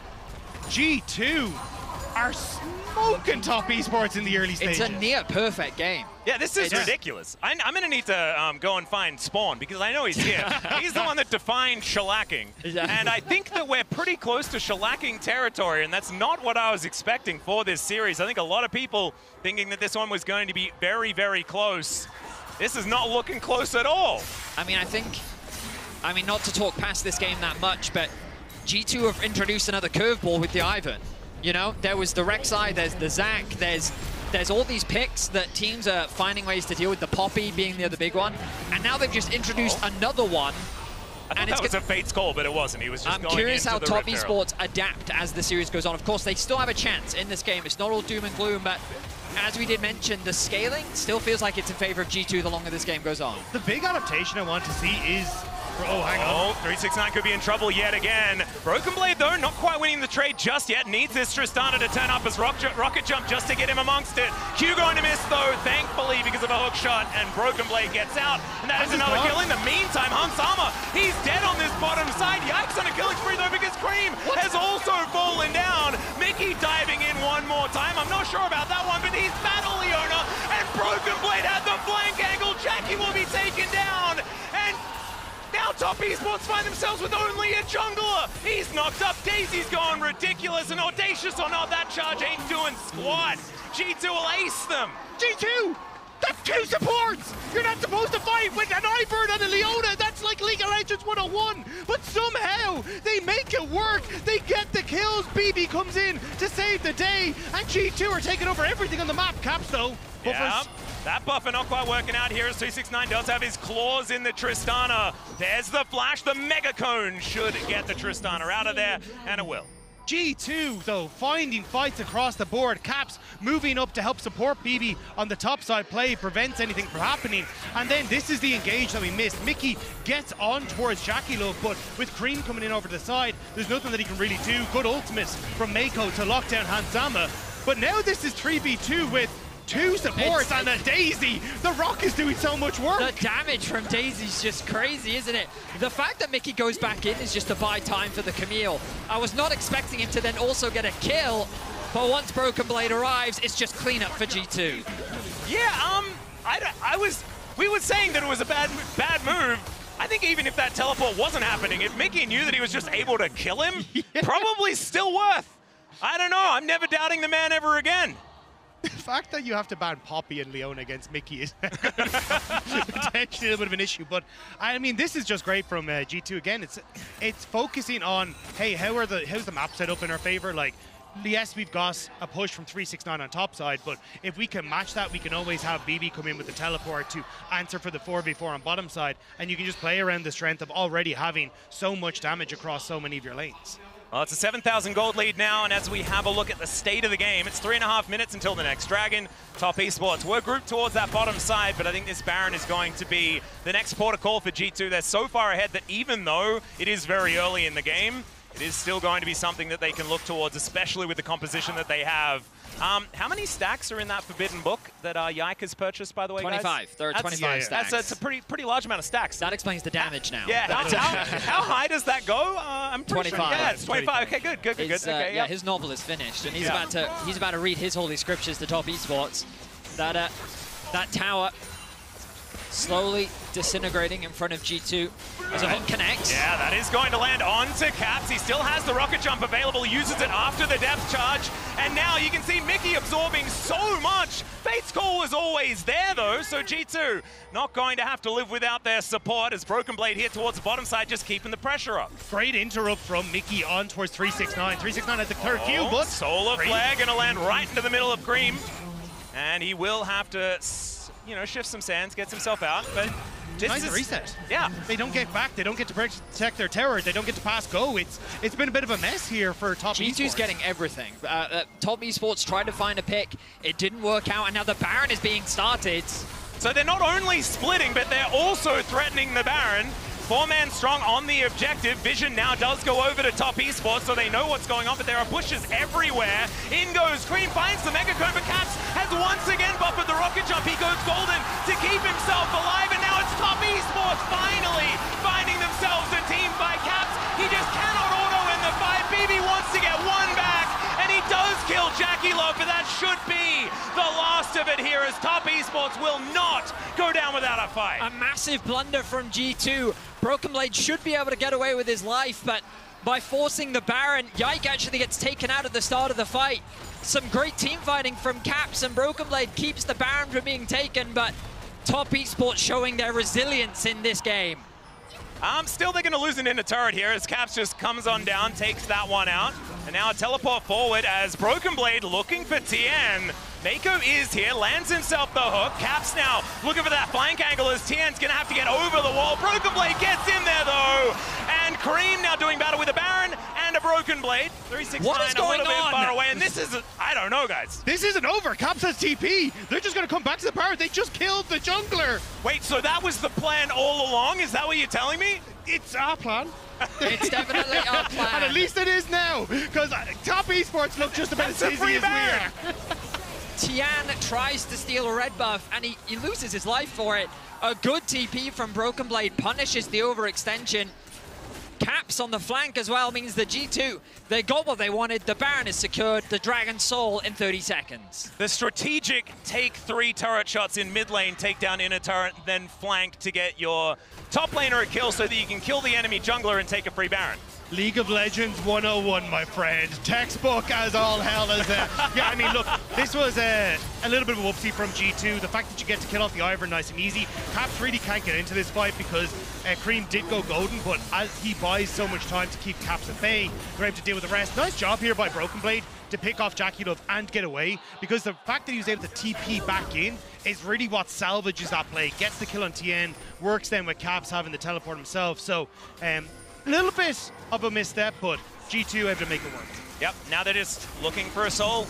This should go their way as well. It's a 10,000 gold lead at 24 minutes. Tien gonna get Hextech ultimatum, but does immediately break it. That's just not gonna be enough to get him out of dodge though, and Broken Blade gonna grab that kill. Jungler goes down, Drake is gonna be secured here. And now we got 6 minutes until an Elder as G2 walk down with their cool new Chemtech Soul. And what the hell does this mean for the series now? Because you got what you want in Top Esports. Jackie Love on Varus has been your bread and butter. Cream, one of his champions that he does enjoy is this Azir, and you've got a Cassante for 369.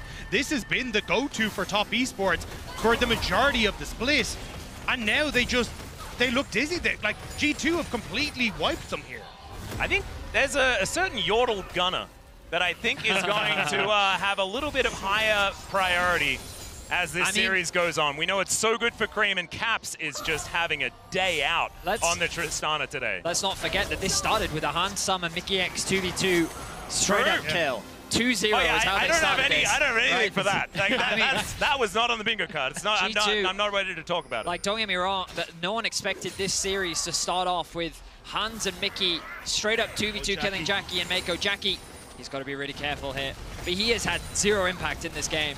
That last team fight was very nice from Top Esports. Their coordination, the fact that they were able to one-shot Yike and turn it into a one-team fight was great, but They've got to be thinking about game 2 now. Baron still 30 seconds left. G2 have strong siege, and they set their eyes on the first inhibitor of the game. Yeah, I think the thing I want to see from top esports is, you know, a little bit of adaptation on the top side. We've seen this Kazante for 369 a lot, but oh, actually, hang on. All right, yeah, Emperor's Divide is going to put, I believe that's Caps, underneath the turret. He survives for a long time, and now Baby makes his way in. They trade mid laners, and G2 are now running amok in the team fight. Solar Flare gonna slow down Jackie Love for the moment, and G2 continue coming forward. Top Esports gonna have to give up their base structures here, as there's a minion wave in mid lane as well. It's going to be inhibitor on the top side, and yes, you managed to kill Caps, but that is all they're going to get, as G2 will destroy their base. There's another Zenith Blade in, as Mickey tanking a couple of turrets. He doesn't seem like he minds about it at all, as he's now just backing away. Fate's Call isn't available, and so he did actually have to walk his way out, and they will now go for a reset. 2 inhibitors down.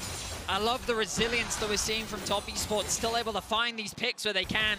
We look back at this, Caps pushing alongside Mickey. Okay, Caps, that was... All right, Caps. He tries to insec Cream. I mean, he makes it happen, I will admit. But you can tell that Caps is in a good mood when he's making these sorts of plays. He knows the goal lead that they have, and his teammates are there to back him up. And the thing is, like, as soon as he makes that play, Cream puts himself in a dangerous position as well. And if you're going 1-for-1 and you're this far ahead with every other lane at the same time, it's definitely a good news story. And as you can see, the base in absolute tatters. G2 now moving towards his bottom side. 369. He might be Kazante, but I don't think he's getting out of this one. And Caps, wow, okay, yeah, that's a, well, not really. Lord Dominic's Regard, it's apparently this really cool item that does cut down a tank, even if they do build a bunch of armor. Caps has one of those, and a whole bunch of other items as well. I know you don't really have any other backup tank. Yes, you've kind of got Mako, but when you're only level 10 versus this onslaught from G2, how do you try and defend this? You'll notice Broken Blade walking in the mid wave as well to add his extra pressure, trying to split up the wave clear from Top Esports. Broken Blade even threatening an end on this Camille. Here they go. Yeah, there he goes. They do manage to find the stun onto Cream with the Solar Flare, but the Zenith Blade is going to miss. Hook from Mako, though, puts him in, but out of threat for the moment. And G2, they're just going to be focused on making sure that this is as impossible as possible to actually defend the siege. It's a minute until Baron as well, so I think G2 just keep conga lining these minion waves in. And they can okay, last-ditch effort as the teleport is coming in. Mako does find himself a hook, but Mickey immediately executes him. Another phenomenal buffer here from Caps with the rocket jump, and now getting himself into position. Hansama's the one that's able to take down the tank, though, and I think G2 are just a little bit too far ahead. These wallets are so heavy, and they're going to use them to knock down these turrets and take game 1 in the series. Caps is styling almost done with the rocket jump. It's a stylish game for G2, and just like that, they're one up in the series. He flashed the FPX logo. Yep. If he's not feeling himself, I don't know who is. G2 with a confident game 1 in this series. That was decimation by G2. The fact that, like you say, it all started with a bottom lane 2v2 kill. From that point on, it looked all too difficult for Top Esports, but that is enough from us. It's time to throw it over to the analysts to see how shell-shocked they are after that victory for G2. Well, yes, pretty shell-shocked. Also pretty nervous, actually. The entire time still watching, I was probably, I hit myself in the nose with that. Your nose was TES, and then G2 just bopped you right in the face that game. But I was using this. And they did. Yeah. They bopped them, and we got some representation here, because Yike popping off and Lyvern, that's one thing. I'm fine. They're but not the fine. fact that Hans coming in was, our thing was Hans, Mickey, just don't lose the 2v2. Yeah. Just go even. And I mean, listen, we did say, like I was saying, Hansama had a great series against PSG, and we were wondering if this was going to carry over. TS did ban Poppy like we expected, but the Leona, not a prominent pick here. Definitely the ability to win the level 2, where TES has been trying to bully literally every team at level 2, And G2 just decides not to back down, gives them a massive winning lane to play the rest of the map around. And crucially, Jackie flashing and the Zenith Blade still connecting means that that one 2v2 kill, I think you can come back from. But the fact that he dies, has no flash, means that the follow-up from Yike, who shows up, and the TES bot lane goes, what is this champion? What is in our lane? Why are we getting attacked by the ants? So what do we think about the Ivern and what their state of mind was versus it? I think what did it look like? I think it was an incredible pick because G2 has such deep pockets with all the champions they keep throwing out there. Yes, if you're an LEC enjoyer, you've seen him play Ivern before, but let's look at the other side of the map with Tien. Over 600 professional games that guy's played. He's played Ivern 0 times, played against it twice. At least it's twice. He's 1-1. The last time was last year in the regional finals, and we joke because playing against Ivern, like, his clear is completely different from everything else. And how you play out your fights completely changes, and TES just didn't seem ready to deal with it. No, we absolutely saw that multiple times. I also want to take a look at our HyperX Reflex replay. Caps, I mean, tethering on the edge with his Tristana. Oh, is this it? Let me see. Or is it just grabbing grabbing the dragon? This is definitely something completely different. This is something else, but it's also, you know. Listen, they're consistently all over the map making plays, and they did not let TES back in the game. No. Big thing for me with Caps is that this Tristana is such an essential part of what makes this composition work, because the one thing we were worried about is that you do have the Cassante, which we've seen become insanely tanky so many times, and Camille eventually becomes a win condition, but without this Tristana to get you for mid-game, it is insanely hard to reliably chew for this front line. Yeah, I don't know if we did see it, but I was referring to the one where in the mid lane, they yeah. go in on him, he's really low health, Ivern comes in, he knows that they're going to engage on him, he holds the flash, he buffers. It was just really great to see.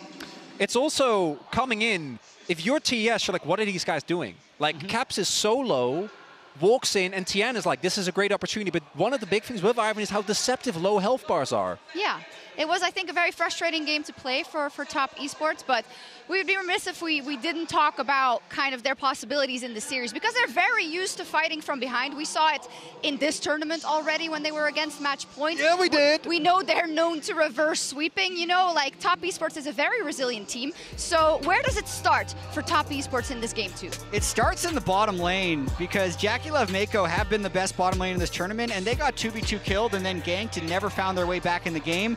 And it would then end with the rest of the team, but they honestly, to me, never really had a chance to play off that foot. So Jackie and Mako actually have to show respect to Hans and Mickey in lane and not be over-aggressive when they don't have the ability to win the 2v2. Also, given what we saw happen in the T1 BLG series, I wouldn't be surprised if the Tristana just keeps jumping up my priority higher and higher, because it doesn't seem like there's been a counter pick to it. And Cream also looked insane in it. That 1v3 triple that he found was a really big part of what made that series shift in terms of momentum, or rather kind of cemented it. So I think that the Ivern in of itself alone, not necessarily something that TES is going to be like, okay, we can't deal with this, but that Tristana to me might be even bigger of a factor. I feel like no matter how the rest of this series goes, like, this guy did show up in this game, and he was getting a lot of flame in that T1 series because he had like endless amounts of gold and maybe didn't build the right item. But like, the fact that they've had multiple games against multiple different international opponents where they're getting 2v2 kills should be celebrated. They're smashing people in the laning phase. Let's see if it continues. We're going to take a quick break, but we'll be right back. And as we go, let's take a look back at the first week of the bracket stage, thanks to the OppoCam.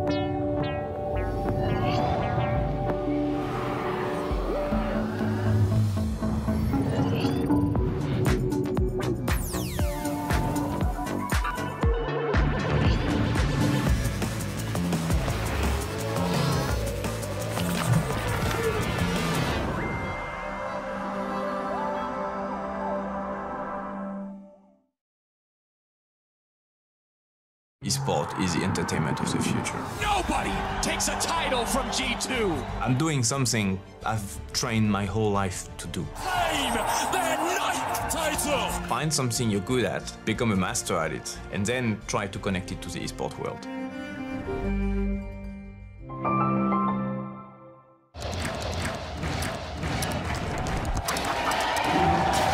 Red Bull gives you wings.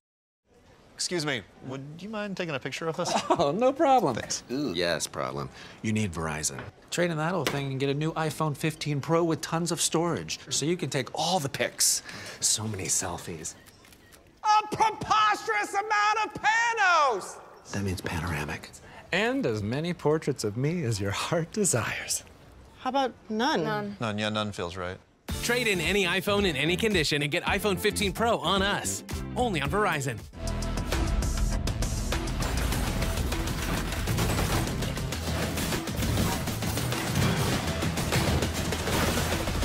The night is fading. But I'm just getting started. My eyes on the target. Nah, nah.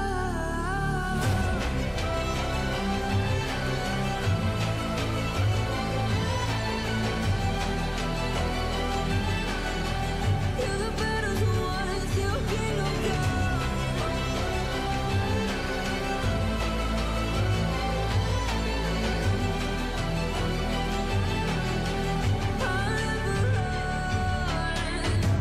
Best to give me your loyalty, 'cause I'm taking the world, you'll see. They'll be calling me.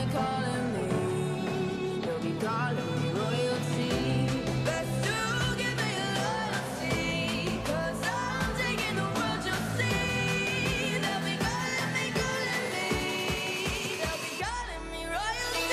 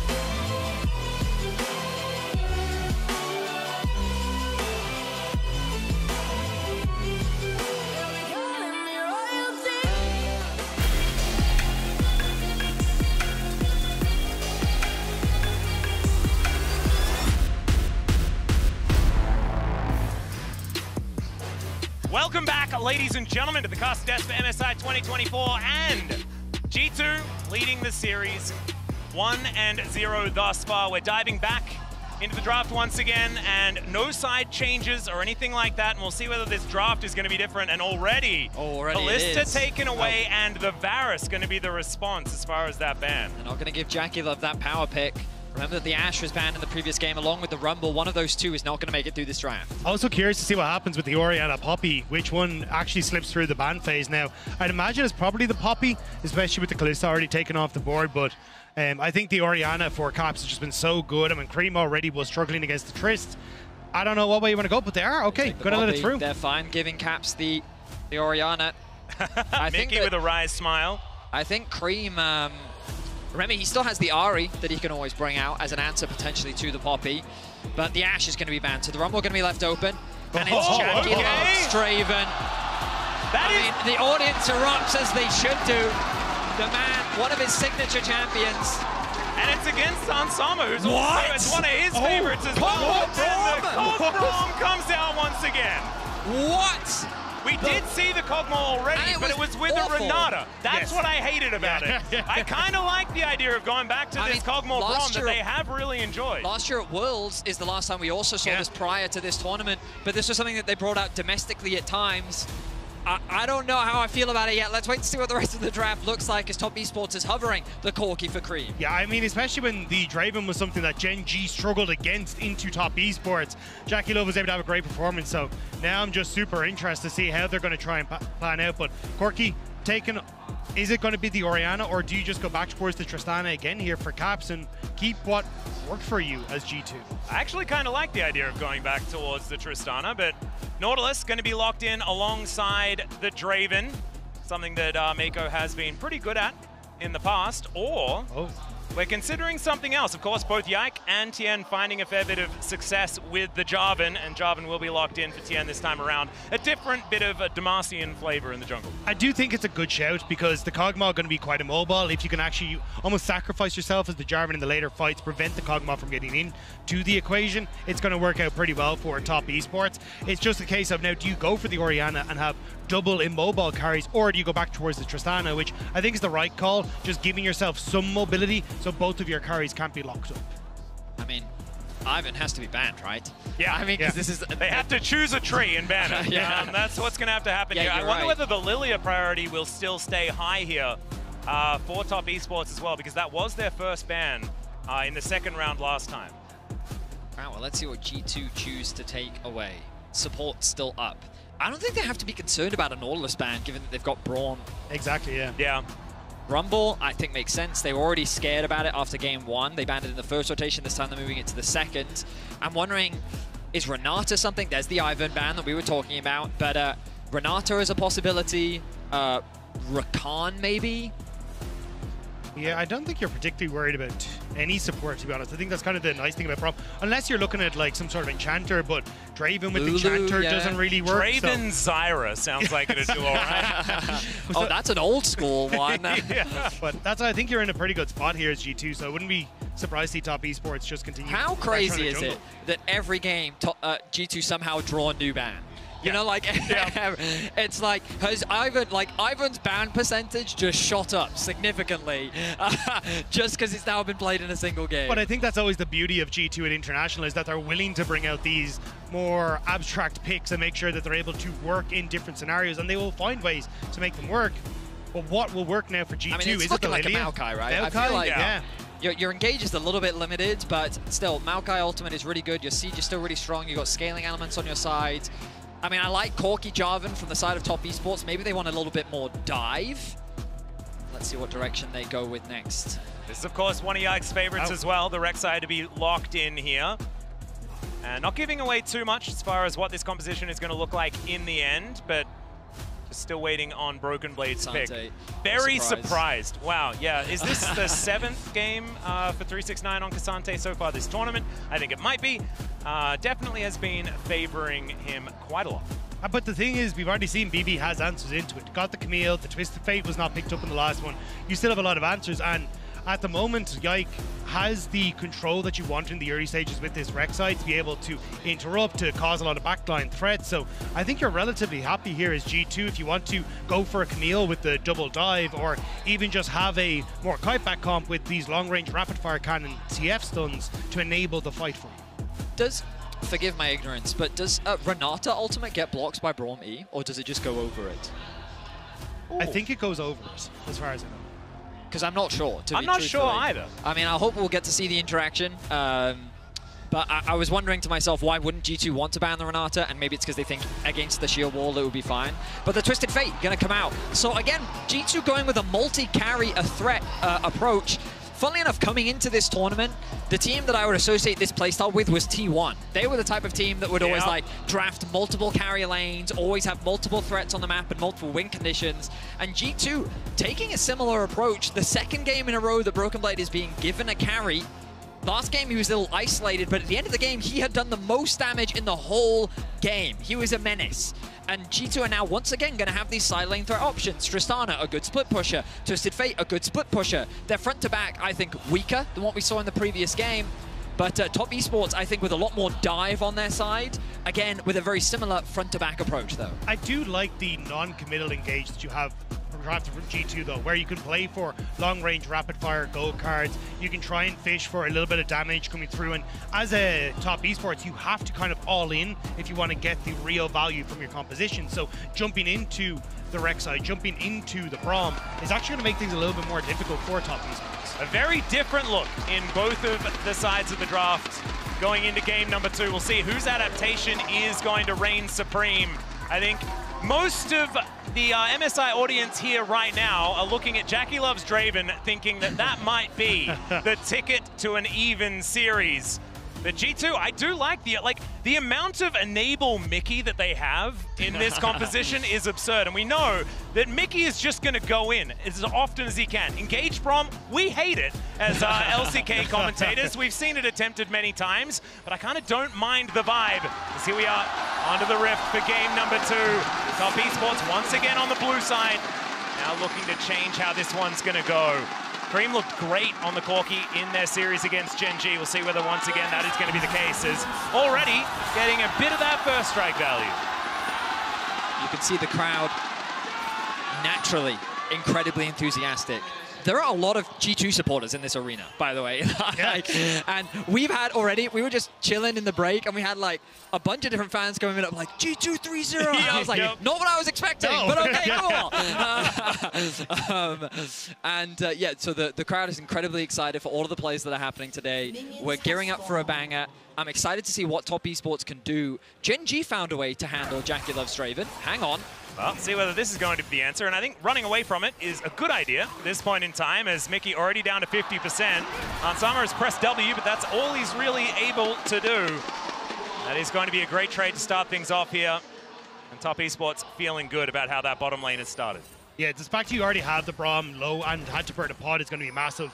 Even Mako getting that ward into spot exactly where Yike is going. It is responded on the opposite side thanks to Cap, so going to be a lot of information as to what junglers are up to in the early stages of this game. Now, the last time we saw Hansama bring out this Kog'Maw, it didn't work out against T1. It was game 4, and basically G2 had no early game options at all. They slowly bled out. They lost all of the early objectives, and as you can see in this bot lane 2 versus 2, it's already going in the favor of Top Esports. Well, as you would expect, double ranged matchup into more of a scaling defensive bot lane matchup, but Top Esports are going to be eyeing up potential dives. They're going to be looking to stack up waves, early level 2, early level 3, into a bot lane threat dive potential, and it's something that G2 is going to have to respect and look to play around. And bear in mind that Yike is pathing towards his top side. He started his bot side camp, so I'm really curious as to if Top Esports will do anything in the early game to try and punish this Kog'Maw pick. I think as the game goes on, it will get slightly easier, because I think Cap's having as much control in the mid lane as Tristana can lead to him leaning down bot, but 369 already not coming out in the favorable side of these trades. On the top side is BB getting a good amount of damage there.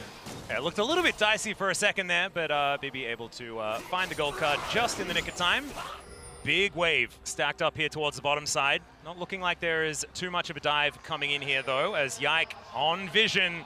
That one from Mako, pretty good ward. He's spending a lot of time just covering for a potential bot dive. This wave is going to be thin enough that the bot lane of G2 aren't that concerned anymore, which is why he can feel safe going back. But you now look at the camp discrepancy that's starting to come through. Actually, I say that Tien actually completely skipped his walls, getting over towards the red buff first. They're stacking up another wave now, still only level 2. They need that level 3 to increase their chances of surviving the dive. Well, Mickey puts up the door as Tien getting some information here. Know exactly what's going on, does G2. We'll see whether they can actually survive this one already. Sama, some decent damage coming down as the Voidooz comes on through there. Great flash to avoid the flag and drag. And now Mako, he's not going to get bailed out from this one. And Mickey's diving forward. Caps, he's going to get interrupted though. Can't find the rocket jump in. Still Tien, he's going to get stunned. Manages to get out with the flag and drag, but ain't gonna keep him alive as it's a double kill for the Kog'Maw. And Sama once again picking up first blood and getting across the line in the bottom lane. The Unbreakable with the bait on towards the dive means that they're able to turn that around. That's 2 kills now. Yike covering mid. Caps is here though. Cream just wants to try and push him out of lane. G2 do everything perfectly. It's absolutely insane. I can't believe what the fact that Yike even caught the mid-wave to make sure the Caps doesn't lose anything. Mickey's trying to clear the minions as quickly as possible. A good flash from Hans. Mickey is holding on to the shield for as long as possible. Mako oversteps, and then look, the shield comes out right now. Once the flash is committed, Mickey doesn't lose his life. Tien has now overcommitted, and then the double flash in from Hans and Caps means that they get the double kill. JackeyLove now with no summoner spells means that G2 have a 1K gold lead already. And the fact that you get to accelerate this Kog'Maw with both kills is Caps it is. has Mickey. It's still going. Winter's Bite is not going to connect, but that is still a flash down on the Corki. And G2, once again, just dominating in this early game. It's a 1,000 gold lead. That is decent, especially when you've got a Kog'Maw composition. And you haven't had to even get Yike involved. Yike actually just gets to get ahead because he went topside, cleared out his camps, whereas as Vedi was talking about, you saw the Raptors and the Wolves skipped by Tien. Look at him again. Now Yike said, oh, not involved. Well, I'm back this time. Exactly. Yeah, there's so many spells, I like it. And the wave is naturally pushing towards them. They're going to play the long game. He's managed to sneak into this ward as well. Will Mako read the play? Jackie does have Cleanse. That's not going to work when the Rek'Sai is unburrowing. Does manage to get the knock-up onto JackeyLove as now Mickey just in the front line, puts up the door. JackeyLove going to be able to cleanse that one, but that is no summoner spells left remaining for the Draven. They really want to kill him though. Getting rid of those stacks is huge here because JackeyLove remains a win condition while he stays alive in this game as Caps is going to get a decent trade onto the Corki in the mid lane. And in the meantime, you've got an all-out getting a flash here for 369. Feeling strong in the top lane. Yeah, Broken Blade being forced to play on the weak side is struggling a little bit in the 1v1, but that doesn't matter. In terms of gold, he's still staying very even. Tien makes his presence known on the bot side of the map once again. Clears out the vision as Yike is forced to clear out his topside camps, but he's going to be able to path back towards bot. Remember that the grubs are now still available. I'm sure G2 would love to get them, and as I say that, screw the camps, Yike makes a beeline towards those grubs. Yeah, they really want to try and get the grubs, but I think they still need to try and kill JackeyLove. Although we've got the summoner spells out from JackeyLove, top esports can still find that one kill, get all those stacks, and suddenly JackeyLove is an absolute menace once more. So although G2 have some control on the bottom side, they're not quite out of the woodwork just yet. 124 adoration stacks already for JackeyLove, as Yike is going to secure the third grub. Yeah, we'll be able to take that one down. Burrows his way out of Destiny. He's going as Yike says, all right, I'm coming back in again. But hang on, the bot lane of top esports is here. Yeah, that is going to mean that at least they're not able to go aggressive onto Tien. I don't think it is going to mean it's going to be too much of a fight, as the Scryer's Bloom spots out where this bottom lane are. So, Mickey going to be Caps' support for a moment, as the bottom lane once again going to head back down. So, we get a breather. Yeah. In a tense moment, and we think back to when Top Esports played against Gen G, and again, when we think back to those early games in the series, JackeyLove made life so difficult for Gen G. He would get so strong as Caps. Not going to get hit by that rocket, but that could have been really, really bad if he did. Caps is really feeling it today. But Gen G kind of did their homework. They looked back at that series, and they came into this series today, and they were like, okay, so we're just going to try and make JackeyLove as miserable as possible. And we think back to the BLG final against them as well. Elkin on, working with Shun to just perma-dive that bot lane. G2 understood their assignment as Caps. He just dies. Alrighty. He had Buster Shot, he just wasn't able to use it while he was dead. As in the meantime, here on this bottom side of the map, Sama with that W running, doing a fair bit of work here. There's the stun, the living artillery. Is the bailout going to come through? No, it's not. And once again, the top esports bottom lane are losing to Mickey X and Sama, and they are looking for even more. There's the stun, the living artillery through again, and the minions not going to take down the Kog'Maw. So the bot lane for G2 looks at Caps and says, all right, look, don't worry, we've got this, lad. We're going to bring it back. But This is all of my notes are on the wrong sides. But this is the thing, like, the Kog'Maw Braum was the pick for G2 for so long. This is what they played with last year over the course of winter, perfecting this kind of late game scaling, but the threat in the early game has been huge. But now Broken Blade will have to pay the price. Yeah, Tien back up here once again as 369 closes the gap. There's the all-out, pushes Broken Blade against the wall, and he'll get knocked up and taken down. 369 grabbing a kill there as Caps continuing to do battle with this Corki in the mid lane. Probably a little bit more apprehensive now. Top Esports doing what they can on the map, which is find a punish on top. We look back at this 1v1. So already Caps is at a health disadvantage. Cream sees a window to fight, and Caps says, oh, I can just jump over this. No, you can't, good sir. But we look back at this bot lane 2 versus 2. Level 6 for Han Sama, and Mickey says, you know what, we can actually fight this. He mitigates so much of the damage with the shield. The heal comes out from Jackie Love. But because of that Q connecting from Mickey, my God, Mickey. Yeah. He received so much criticism in summer for his play, but he is having an incredible tournament. And against Top Esports, he is absolutely popping off. But it's been back to comfort for Mickey, right? You're like going towards picks that we wouldn't traditionally see, the Poppy, the Leona, the Braum. Now making it work. I think it went in the kitchen and said, guys, I've been cooking. I think that's his comfort. I think that's what Dagda meant. Yeah, his comfort is in the kitchen, and it's looking absolutely fantastic.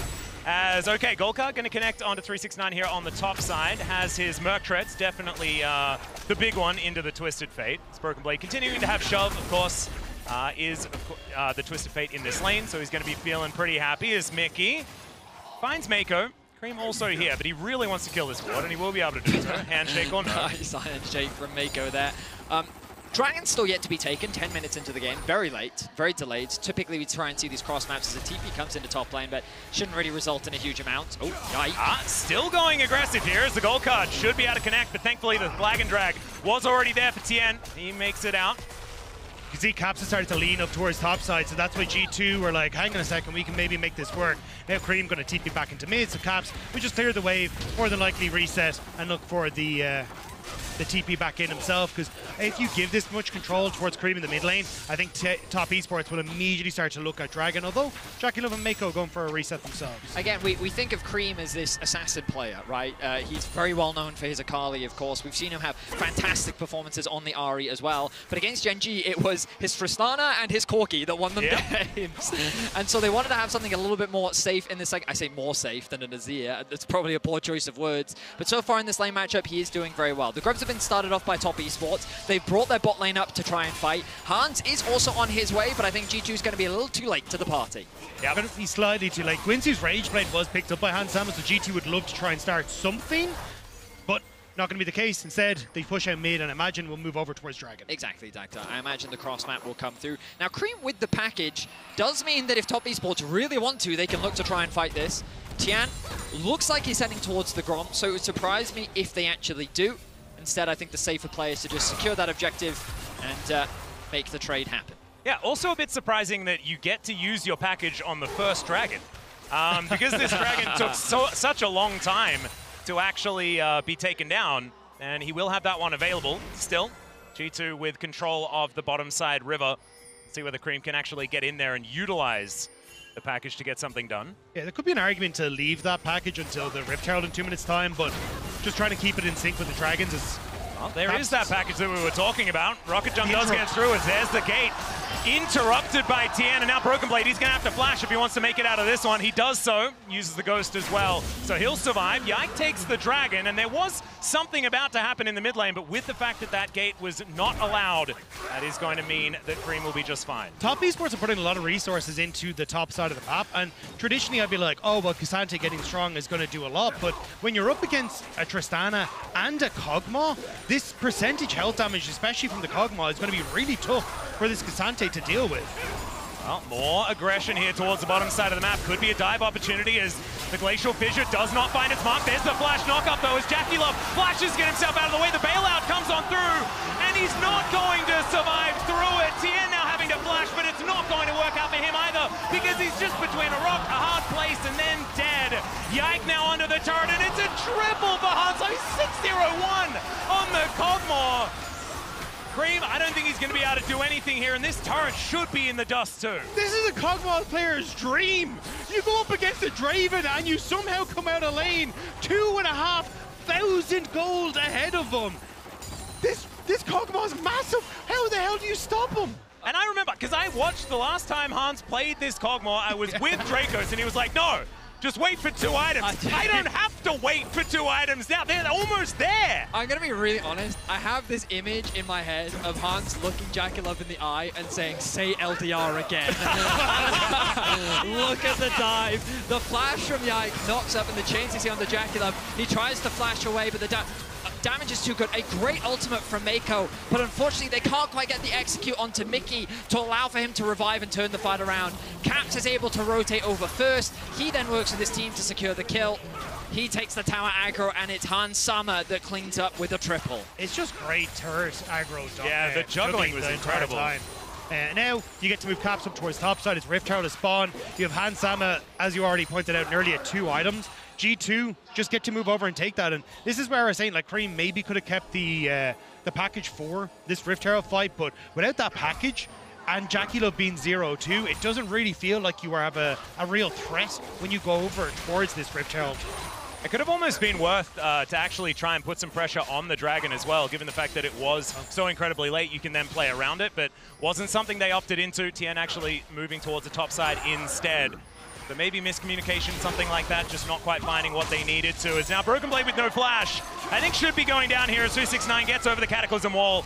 And there it is. So the Twisted Fate down once again. They'll trade it for a Rift Herald though, and maybe some more here towards the top side. Glacial Fissure going to be avoided nicely with the Valkyrie from Cream, who does still have to flash to get himself out of the way. Mickey in a bit of trouble now as Yike from the side.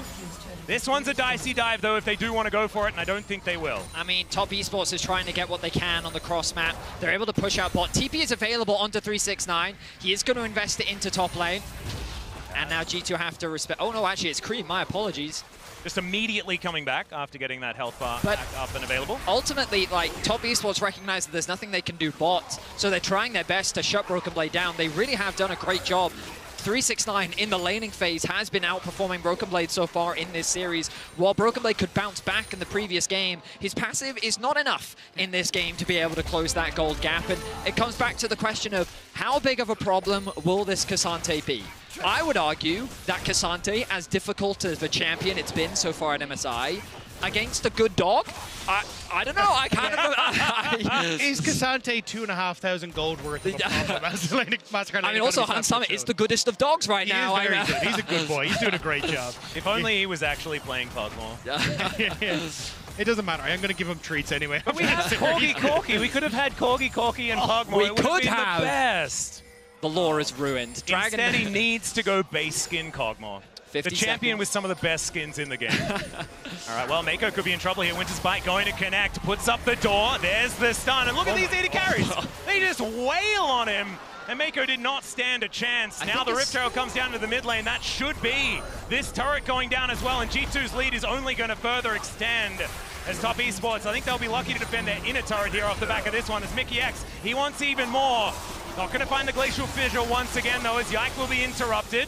Still, they're not going to go for a re-engage, missing their support. Yeah, I do love the immediate just, sorry, coming through from Yike as the Rift Out disappears and he feels significantly less threatening. But overall, I mean, G2, they get the mid lane tower. Yes, you get a push for 369 on the bottom side, but I don't think it really matters. The only thing is G2 maybe looking for a reset for Blade of the Rune King coming through for the Kog'Maw right before they start to go towards Dragon. 1.8k gold in his back pocket. Yeah, and he's going to buy a blade. So Blade of the Rune King and Ginsu's both completed here at 17 minutes. That's a pretty quick 2-item spike to come in for the Kog'Maw. Not going to be able to get them a Drake, though, because he was back in the shop with Boris. And so the Ocean Drake will be secured. It's a Mountain Soul this game as well. And if Top Esports can take some control back, I'm looking at Cassante, and I'm thinking if there are 3 Mountain Drakes as well, I don't think the 369 will ever die. I don't know if we're going to get to that stage, though, because with the way that it's positioned now, G2, you're basically moving Mickey back and forth between mid and bot to make sure this package doesn't get value, and it won't. Well, it is going to be used underneath this turret as Destiny comes on forward. Cream is really dead, guys. Super duper dead. And I think it's desperation from Top Esports. And there's the ult forward as well from Yike. As Jackie Love, he's going to have to flash. That's not going to save him, though. Gold Card comes in, and it's another double for Hans Sama. Caps on the top side of the map trying to deal with this massively fed Kasante. He's got the ghost, and he will get the flash out of Caps. 369. He's TPing. That's a teleport. He just needs to get himself out of there, I think, is the situation. Yep, he realizes the collapse is happening. He sees more farm bot lane.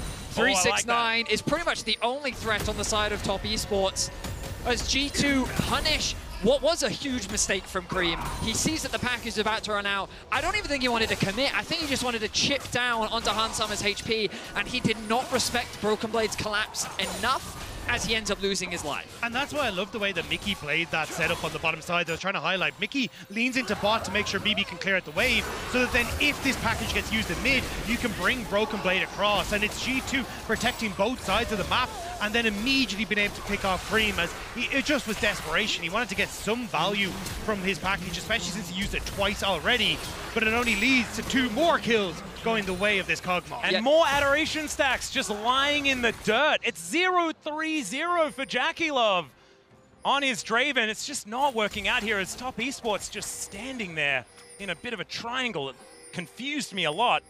I mean, I will say that if anyone claims that they expected Hans and Mickey to be bodying this bot lane, they would be a liar. They have, Hans, Summer and Mickey have pleasantly surprised many with how they've been playing this 2 versus 2. And G2 are going to be more than happy for it, especially given how much criticism Hans Summer has been receiving over the last few days. But again, the game still long, still a lot left to go.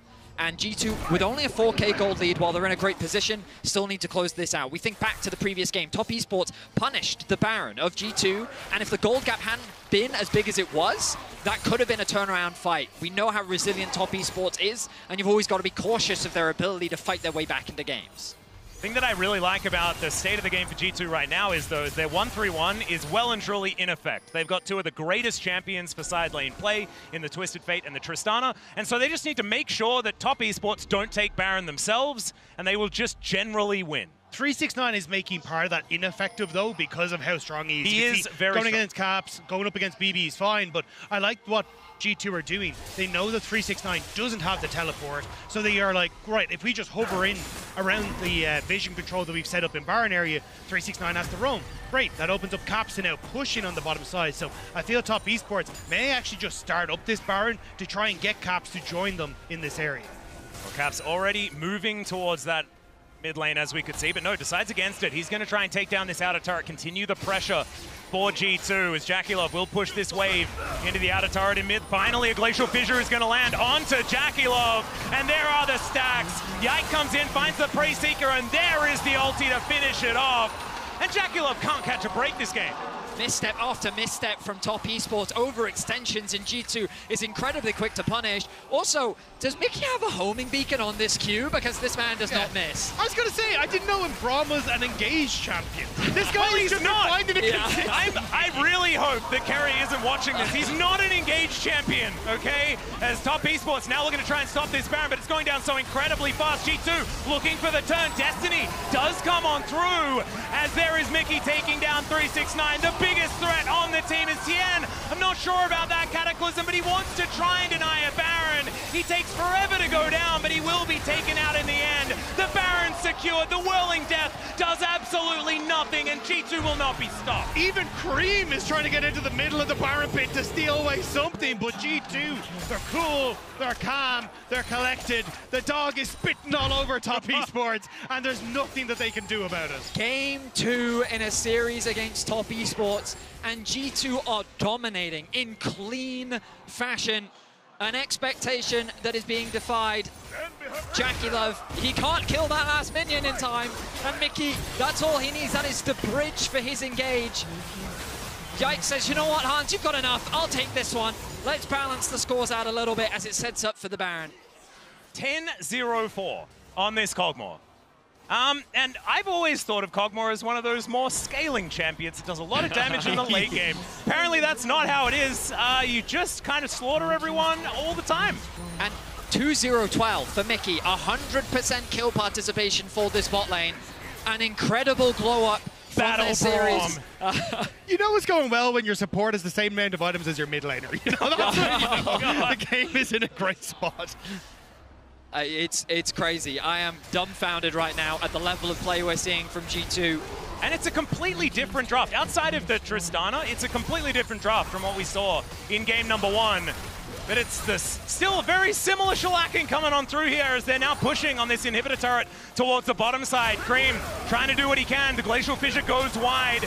They do try and get themselves out of there. That is a turret going down on the top side, but it means the Cassante isn't here. The most important member of this team. He's now going to have to look for a back angle to try and save this inhibitor, but it's not going to work out. This is definitely dead, but can G2 get more is the question. Mid lane inhibitor turret has been set up as the flash forward from Mickey once again gets the package onto Jackie Love. He blocks the Whirling Death as well, and now G2 are looking to get themselves out. They'll burrow, they'll rocket jump, and they'll be just fine. As Tien looking for his opportunity. Let's see whether he can find at least a target to try and focus on, but Cream's already down to 50%. The Buster shot, too good from Caps, and the door is being placed. Massive damage to come out here, and the Cogmore is spitting mad onto Top Esports. This might just be it. Jackie Love just explodes, and Mickey, he's immortal. 5 alive for G2, 5 dead on the side of Top Esports. Just like that, 24 minutes, 30 seconds, G2 will wipe out Top Esports. What was that? What an incredible team fight from G2. 12-0-7. If there's ever a way to silence the doubters, Hans Sommer, that is the best way you can do it. Utter domination from G2 in game 2. And as long as they don't get complacent, I mean, I know as a member of a different region, you can go up 2-0 against Top Esports and still have to be a little bit worried. I think if G2 continue to play like this, it's a 3-0. What? I mean, I'm just as surprised as you are. A 4-man knockup from Yike to round things out. It feels like the only player struggling today is Broken Blade, but even then, it's not really amounting into much. He comes back into the later team fight, still finds value.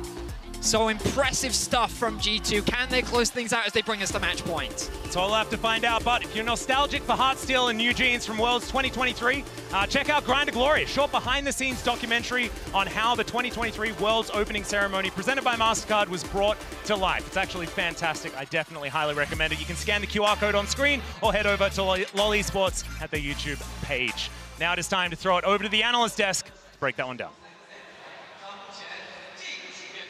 Shocks? Afia? Are we? Hello? we're not. Okay. Let's get started, shall we? Yeah, we don't want to jinx anything. 2-0. Yeah, it is 2-0. And honestly, for me, so much of this G2 run is impressive to me with their drafting.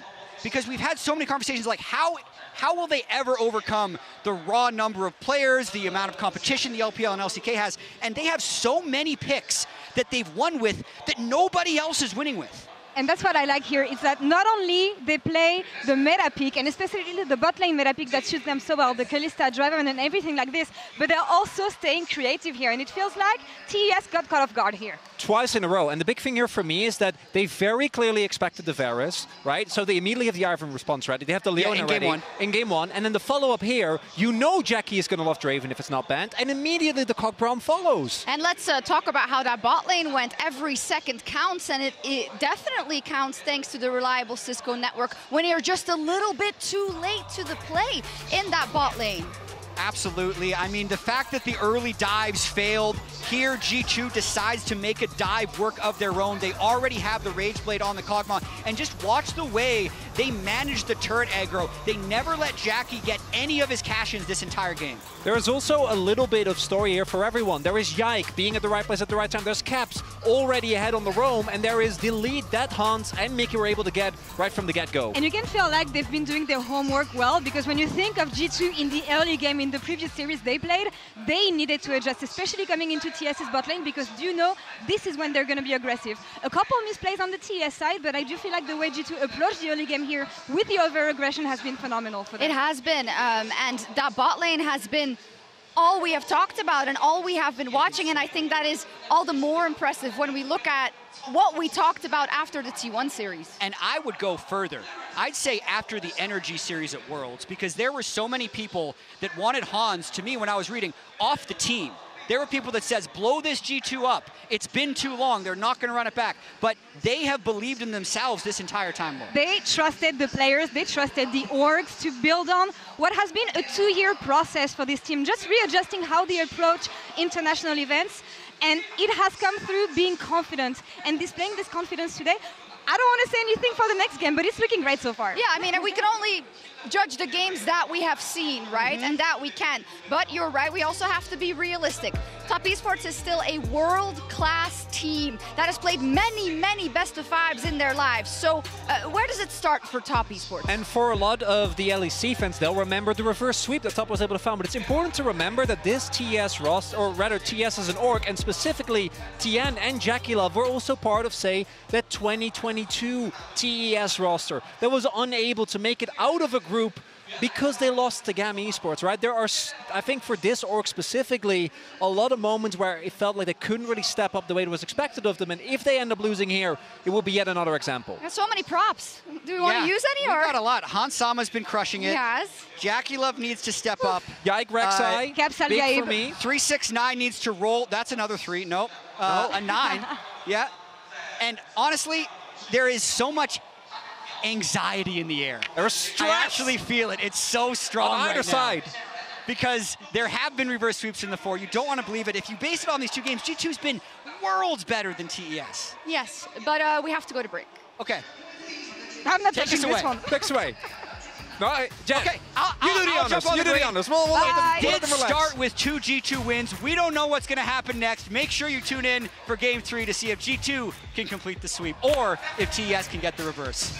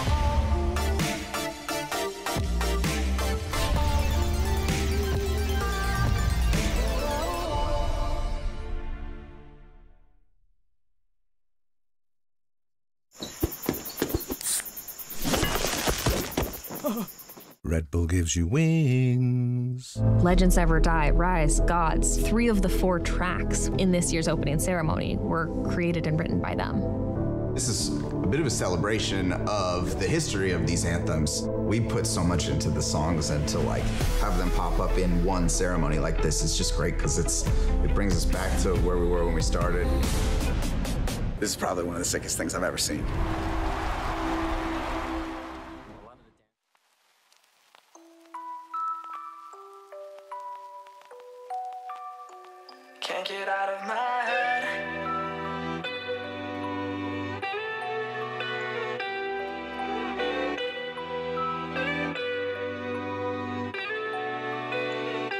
get out of my head.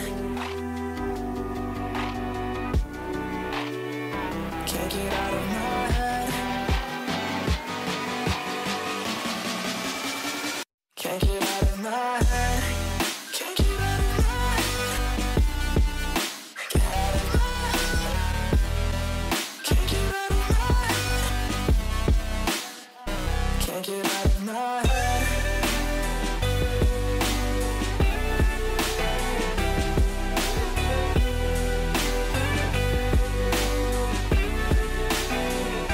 Get out of my head.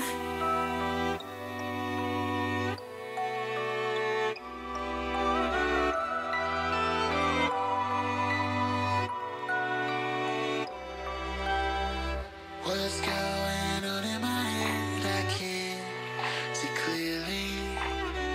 I've tried to breathe like you said, but can't calm down.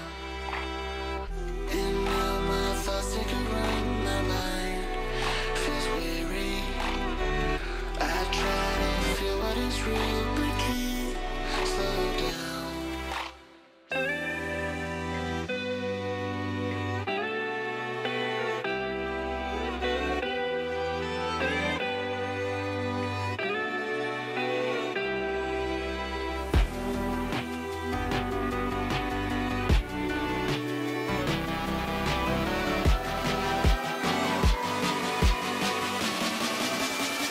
Can't get out of my head. Can't get out of my head.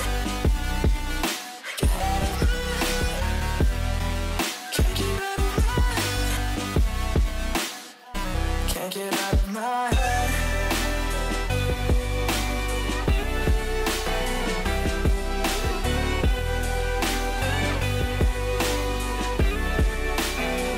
Can't get out of my head.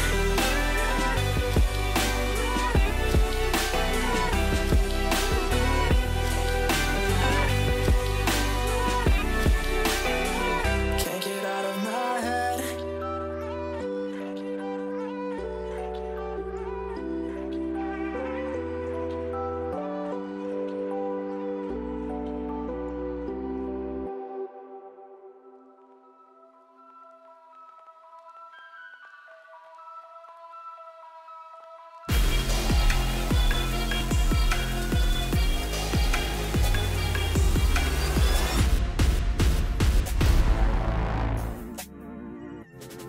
Welcome back, ladies and gentlemen, to the Casa Des for MSI 2024. G2 are poised to take the series. Match point and a couple more of them to go, even if they do fall down in one of these games. And we are jumping straight into Champ Select, powered by Omen and HyperX. Gentlemen, do they still have more left in the fridge to cook up going into Game 3? That's going to be my question. Oh, or do they even have to? They've gone over to red side. That's a good change. I think any change is a good change. G2 removing the Lucian suggests that, you know what, because we're going to likely first pick already carry, we don't want to give you the ability to answer with Lucian, which means that the Kalista first pick is likely to be, nope, Tristana. They've clearly identified, no Tristana for you, Cream. We're not going to give you that ability. I think this is also a great shout because it lets Hansam and Mickey counter-pick the other side, right? So we got to see the Draven come out as the first pick for top esports. Now we're getting the Kalista to come out, and Hwei has been the third champion that his Cream has performed on domestically, so wouldn't be surprised to see him go back towards that, or looking at the Corki once more. All right, Corki coming in once again. He did manage to solo kill Caps in the last game, so you can understand that he's probably pretty comfortable going back towards it. Now, if I was G2, I'd probably just straight up lock Cog Brom. If it ain't broke, guys, don't fix it. No, it looked very broken, to be honest. Well, that's a good point. I wonder if they'll just go for the Varus here, or if instead they have something else prepared. What have they been cooking? Oh, no. Wow. Oh, no. Is he really going to do it to him? He's locked it in. All right, Hansama. So Jackie Love in China is known for his Draven, but in Europe, Hans Sommer is equally as known for his Draven. It is permabanned against him. Rarely will you ever see this man get his hands on it. And after wiping the floor with Jackie Love against his Draven, he's now going to lock it in for himself. Even here at MSI, it has an 88% ban rate against him coming into today, not including today's bans and as they're well. doing the Nico, so okay. Bit of a carrier special. I wasn't sure if they just go for the Nautilus, just try and have that lockdown, but the Nico, an incredibly strong pick in its own right, but it will give the Nautilus cross on the other side. Also, Nico, a bit of a blocker to the Renata pick as well, if they did want to go for the Callista Renata, which has been very, very popular. Camille Is support. it Camille support? I think it might be. It could be 369, but I think I'm feeling the Camille support for Mako. Of course, it was made famous in the LPL. We'll see whether Mako is going to be able to find some inroads on this champion. A very aggressive bottom lane, but can be extremely volatile as well. Yeah, I think this is going to put a ton of pressure on towards Top Esports and TN specifically to try and get in onto this bottom side. And the ban of the Jax at least says to me they're probably looking at a Xin Zhao pick for TN on this next rotation. Oh, that is a top lane. It could be a top lane. I would actually, the problem that I've had with 369 at this tournament is that he has consistently gone for the Cassante and the tank picks. And while that has worked out somewhat for them, you can definitely see that with the Vayne, the TFs, and even the Camille's coming through, he has really struggled to have the same impact that you've seen from him domestically.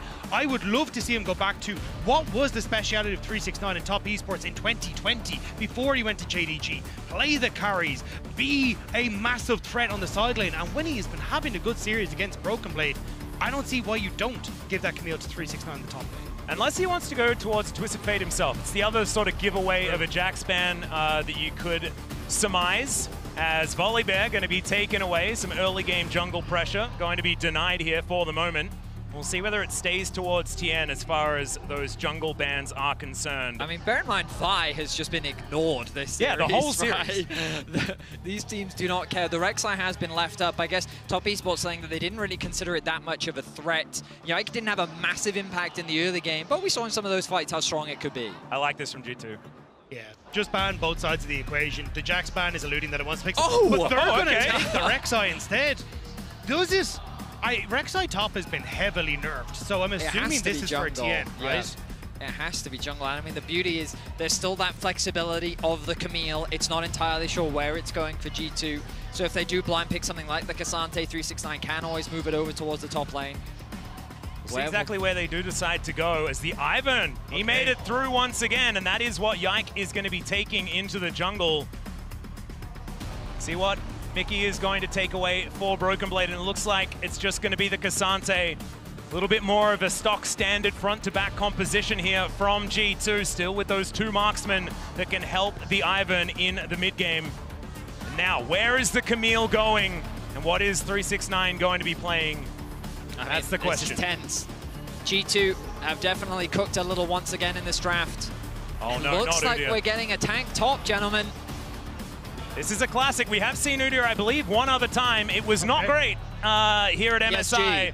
PSG Azure. Yeah, and it just didn't really do too much. Azure's win rate on the champion was also absurdly high. Wasn't able to get across the line. This time around, though, it's being wielded by 369. We'll see what TES are going to be able to do with it. I don't mind the pick specifically into the Cassante. You get a good matchup there. You can like crash fourth wave, get a reset, all that good jazz. But in the grand scheme of what you want from your composition, I just don't think the Udyr is it. Trying to run into Nico, Ivern, Tristana, that is going to be such an awkward moment for 369 in these fights. And you are heavily reliant on this bot lane getting ahead, or it feels like you just run out of steam so quickly as Top Esports. And that's the one thing that Top Esports have not been able to do so far this series. And it was the one thing we thought they were definitely going to be able to do.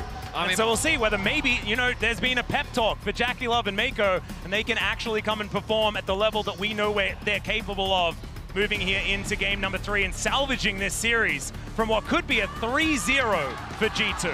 I will say that there is a lot of dive threat onto Hans Sommer. You know, Camille, Rek'Sai, you've got the package from Corki. Udyr's movement speed is going to be something you have to navigate through. While, of course, there is the Ivern to offer that protection, I think it's going to be a little harder based on the compositions we've seen in the prior, compared to the prior series, where they can actually threaten this Draven. But as you rightly said, maybe that doesn't matter because the laning phase is where a lot of this has been determined. The bot lane dominance from Hans and Mickey has really what's been the snowball catalyst to allow G2 to dominate in this series so far.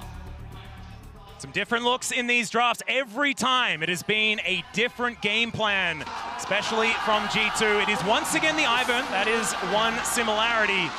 And the Tristana still in the hands of Caps. This is going to work very differently as far as these 5v5s matching up together, though. Top Esports, this is their last shot at it.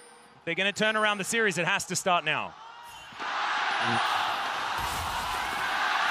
The Gyos absolutely exploding here in CHENGDU, and you can tell these fans also want to get more out of this series. Oh, they certainly do. They want to see Top Esports succeed still. But G2, the way that they've been playing this series, it does more than just... I mean, domestically, it's been a long time since any European team has been able to, let alone go toe-to-toe. The fact that they could take a series in 3-0 would be massive for the region. Well, Mako going to find himself a hook shot, but that he doesn't have very many more buttons, so but, back away. In terms of winning 3-0 here, if they manage it, it would give hope to the possibility of contesting the top spots here at MSI, a possibility that I think many European fans didn't think was a reality coming into this tournament. But this doesn't feel real for, like, when you look at this G2, this is not the G2 that we saw domestically, where there was mistakes in the early game, people getting caught out.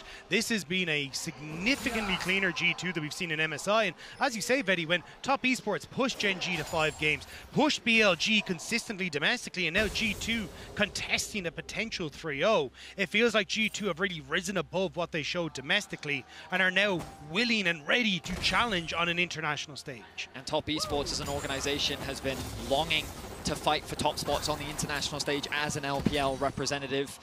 I know that Tian gets a lot of stigma from the fans when it comes to his international performances, and being able to reverse sweep here against the European first seed would be monumental for them still. I will not count Top Esports out, especially after their series against Gen G. We'll see how things play out. And if they do manage to get the reverse sweep, it will be the first time that G2 has been reverse swept. So that could be another, internationally, sorry. That could be another thing that Tian could put under his belt.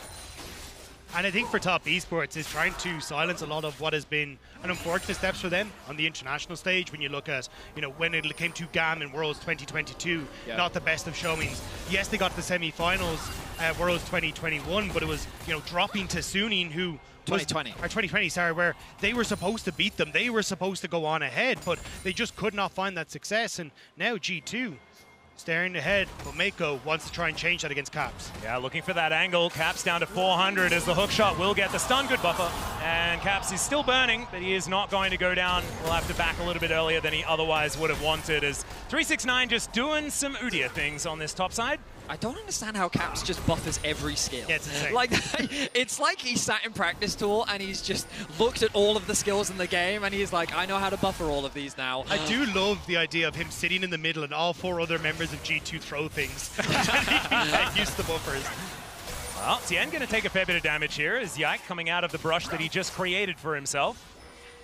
Top Crab is still available. Yike, of course, didn't have the smite, neither did Tian, so there wasn't really much he could do about it, especially on the Ivern.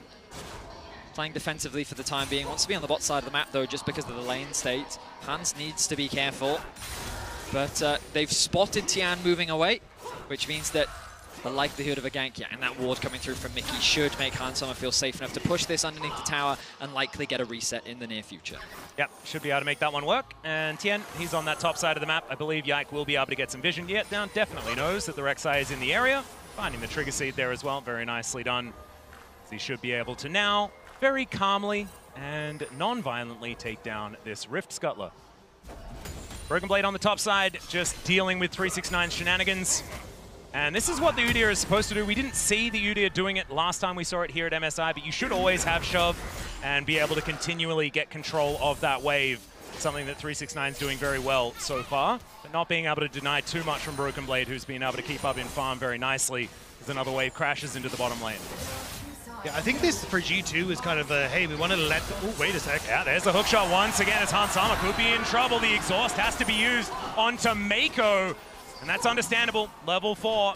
And is very scary as now Jackalove with so many sticks into Mickey. He's gonna have to flash, but there's the flash after him. And now First Blood goes the other way. And Jackalove will pick up a double.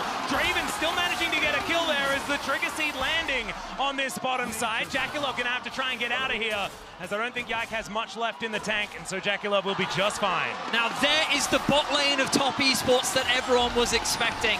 A great punish as Hans and Mickey tried to push another wave underneath the tower. Mako's Ignite wasn't even back off cooldown yet, but they knew in the extended trade they could come out on top. Also, getting the Adoration stacks off of the Draven before Mako goes down is huge, but great engage from Mako here. And this is the threat of this Camille. The damage with the Halo Blades in the early stages is absolutely absurd. And then, again, great read here. Jackalove getting a ton of damage, so Mako just flashes in to get the stack and get a hit. And then they get to follow up, but Hansama dying before the terror shot means those Adoration stacks go to nil. And in the meantime, there's more of a battle here as Mako going aggressive onto Caps yet again. Mickey able to come in and at least make it even, but they get the flash out of the Tristana. Mako making moves on the map. His second appearance in the mid lane, putting that extra pressure down onto this Tristana. No flash going to be lost for Cream, but Caps losing that flash. You can see how the early game dynamic is very much shifting away from G2 in this game 3. And a lot of that, what we saw from top esports against Gen G, was Mako starting that comeback. When he came into game 3, was bringing out the Alistair, having this insane performance. There's the all-out special delivery of the Udyr towards Yike, who will be able to land the stun. Follows up as well as now 369. I don't think he's going to have anywhere to go. Does have the Ghost running, but Broken Blade will be able to keep up, finds the Q and finds the kill. Nicely done by Broken Blade to get the knockback right as Yike is there. Void Grubs will still go the way of top esports, but a big win for Broken Blade on that top side, just getting some much needed gold and some much needed help in that bad matchup. I feel like this is just the same game 2. Didn't we? Bot lane, double kill, Cassante getting a kill with a gank top lane, gold relatively even. This is very familiar. Yike now making his presence known in the bot lane. Corki has the push in mid. Well, Mako and Jackalove look like they're just going to try and exit this one. Oh, the cannon minion tech from Mickey, drawing aggro, turning into a minion so he can tank a few more tower shots. But they just walk away with the plate. And now look at the goal difference in bot lane, actually neutralized, even though Jackalove has a 2-kill advantage. Also, Mickey, I think, running the Demolish there as well. So if you can get some of those shots off and they can continue to push in the wave, they can look to start playing off of these turret plates. As the word back in on the minimap broke my brain for a second, but it's going to be Mickey making his way back to base. Yeah, one of those things as 369 now just trying to farm between these turrets. Broken Blade going to have to get back and will be able to clear this one out. But more plates going down and the Udyr doing exactly what it says on the tin despite that death. Now has those plated steel caps completed. Yike going to be spotted with the Tremor Sense here as Tien gets that information. Good sidesteps from Caps on these rockets. Says, okay, Tien looks for an opportunity. Doesn't actually go in though. They spot the Ivan moving over. Nice little shield there as Caps will be absolutely fine. Just one of my favorite things to watch with Caps is many players around the world will often test him. You know, a lot of people would have W'd there or hesitated at the risk of a potential flash. But no, he holds his ground. He only really saves those things to the last moment. Sometimes he plays his limits too far and he gets solo killed by a Corki. But, you know, that is the pros and cons of Caps. Sometimes you get creps, sometimes you get claps. And overall, he is having an incredible tournament. He certainly is. Now taking a fair bit of damage here in this mid lane as Mako turns up, finds the Hex Tech sweep as now Yike not going to be able to get the stun. Good buster shot on Mako. Yeah, he's up the creek and he does not have a paddle. That is going to be the first kill for Caps. He's on the board. This time around, Vetty, he baits them in perfectly with the jump and the shield coming through, and even having Mickey as a cohort in that play as well. Nicely done by G2. You can see Tien waiting up the side, but round 2. All out does come on through here from Broken Blade as 369 in trouble. And the Cassante's got a few more buttons in the tank and we'll be able to get that dash on over. Q gonna connect, and that should spell the end of 369. The Udyr just not working. A bit of redemption for Broken Blade. Ooh, the ultimate from Hansama almost connecting onto Cream. But we think back to the fact that Jackalove was able to get a 2-kill lead in this bottom lane. But it's not quite snowballing in the same way that we saw from G2 in the previous series, or sorry, in the previous games of this series, I should say. As Broken Blade now continuing to mount an advantage on the top side of the map. Nothing too crazy or significant, but so far, G2 don't feel like they've lost control after that bot lane blunder. But this is the way a lot of people saw this series going coming into it was, look, Jackie Love and Mako more than likely going to win out in the 2v2, but it's the top side that is going to be the main focus. And the question was, what does 369 look like? But BB, despite the poor matchup in the early stage and fall behind, that first gank, giving him much needed gold, giving him the little bit of resistance as he needed, and now he's able to go toe-to-toe with 369, pulling him in behind the tower. And this is where, if G2 can continue this pressure, you've got a massive Cassante that, realistically, Jackie Love on lethality Kalista won't be able to deal with. Top Esports still with the control over these neutral objectives, though. They've gotten the first 3 grubs of the game. They're going to secure the first dragon to boot. A relatively late one, once again, 10.5 minutes into the game. This is a better scenario for G2 because they are more of a scaling composition. When you're running double AD carry with the Ivern, you want more time to generate, well, the items. And if they're able to delay the start of those next dragons, it means they just have more time to get ready for the fight. Also, Chemtech and now Cloud Dragon going to be off the card, so this is going to be a pretty valuable soul when it does come up and available. G2, though, at the moment, just trying to keep it slow. Again, I think coming back to, hey, let's just try and keep BB in the matchup now that he's winning. Cap's fine, but Tien wants to change that. Yep, Tien going a bit aggressive. Will take a few autos as Caps follows him. Yike turns up to the mid lane to make it a 2v2, and Tien is just going to back away. But this is the thing, I think G2 are hitting a point where they are very comfortable in these matchups. As Cream going to be in trouble. Gonna have to use that Valkyrie, does use it to get himself out of dodge, but still gonna lose out on the trade. It's good shield from Yike, makes sure that Caps is absolutely fine. Tien does have flash available, not gonna go for it though, looking for the knock up onto the Tristana. Mako had started to roam up, you can see he was spotted just on a ward displaced by the blue buff, so gonna be able to back away instead. They don't want to try and take that fight, but no, it happens again. Yeah, BB, all right, I've seen this one before. This time he's going to bring him underneath the turret. Yike is also there to try and help out. Ghost getting 369 a bit of distance here, but BB's still going to find that Q. Another snare is going to connect, and Daisy now comes out. And 369, surely that Ghost is going to run out relatively soon. Does get to the safety of his turret, though, and Daisy, she will unfortunately run out of health. Tien not able to help with the play either, though. This should be able to secure the grubs for G2. I say that, though. Tien has just come over the wall. He's looking to fight Yike. Of course he is. Yike can't really do much in the dueling. Caps forced to bait, has the TP available, choosing not to invest it just yet. I stand corrected, Top Esports still feeling confident to secure these grubs. With Cream back out onto the map and having the package available, further objectives will be secured. Top Esports still in good control of this early game. The reset from Hans Sama and Mickey later than Jackie Love and Mako, so Top Esports know that they would have had the reinforcements coming through quicker, so they managed to force that play through with 369 teleporting in. BB still hasn't gone for his reset yet. Looks like he's going to try and farm up a little bit more before he tries to go back and get that, at least spend some of that gold that he's gotten off a small lead for himself. Well, this game is going to be a lot more about team fighting than what we've seen in the previous games. Early domination was the name of the game for G2, largely driven by their bot lane, but with a much more neutral mid-game state. We'll see how things transition as we now see the swaps coming out from both sides. But this is where I think Top Esports just don't have anyone to really deal with the Cassante. We saw a lot of teams starting to go back over towards on hit. Oh, hang on. Yeah, Mickey looks for it, gets the flash out of Cream. And Jackie Love and Mako moving down towards his bottom side. Not going to be catching G2 unawares this time around, though, as the PS does a fair bit of damage, but not enough to really do anything here. As we're back to an honest 2v2. Yeah, I think this is where, though, like, Jackie Love will be fine. Hang on, maybe I don't make this point anymore. Yeah. Nice little knock up there, as Tien not going to invest the ulti or anything like that. Is now looking to burrow his way back, but Caps should be fine. Buster shot still up and available, and now there's the Void Rush. Cap's gonna have to flash, gets himself out of the way, and Yike is once again there to be the savior for his mid laner. Still a lot invested here for G2 to keep Caps alive. Yike has had a fantastic tournament, consistently in the places that he needs to be. Will lose out here because that health bar was whittled down, but just needs to make sure there's nothing following him, as that fake Nico checks that Tien is still in the bush, and Top Esports at least will back away. Yeah, Daisy gets amongst it. She has a health bar, even if Yike doesn't. Caps going to teleport back to lane. Will help pick up all of that CS. Now Mickey could be in trouble. Hookshot comes down. There's a Hextech ultimatum. And they just execute the Nico. Once again, Daisy comes in, but she's a little bit too late. Unless Mako doesn't have anything left. Whirling Death comes down. Nice little knock-up from Daisy from beyond the grave. Still not going to be able to get the kill on the Camille. Glacial Augment almost slowing Mako enough to allow for the run back of Hans Sama's ultimate to secure that kill. But a mistake there from Mickey. He tries to bait his opponents in, but it's G2 are not in a good position to punish that aggression. Top Esports find themselves another kill. Interrupt doesn't quite come through from Jackie Love.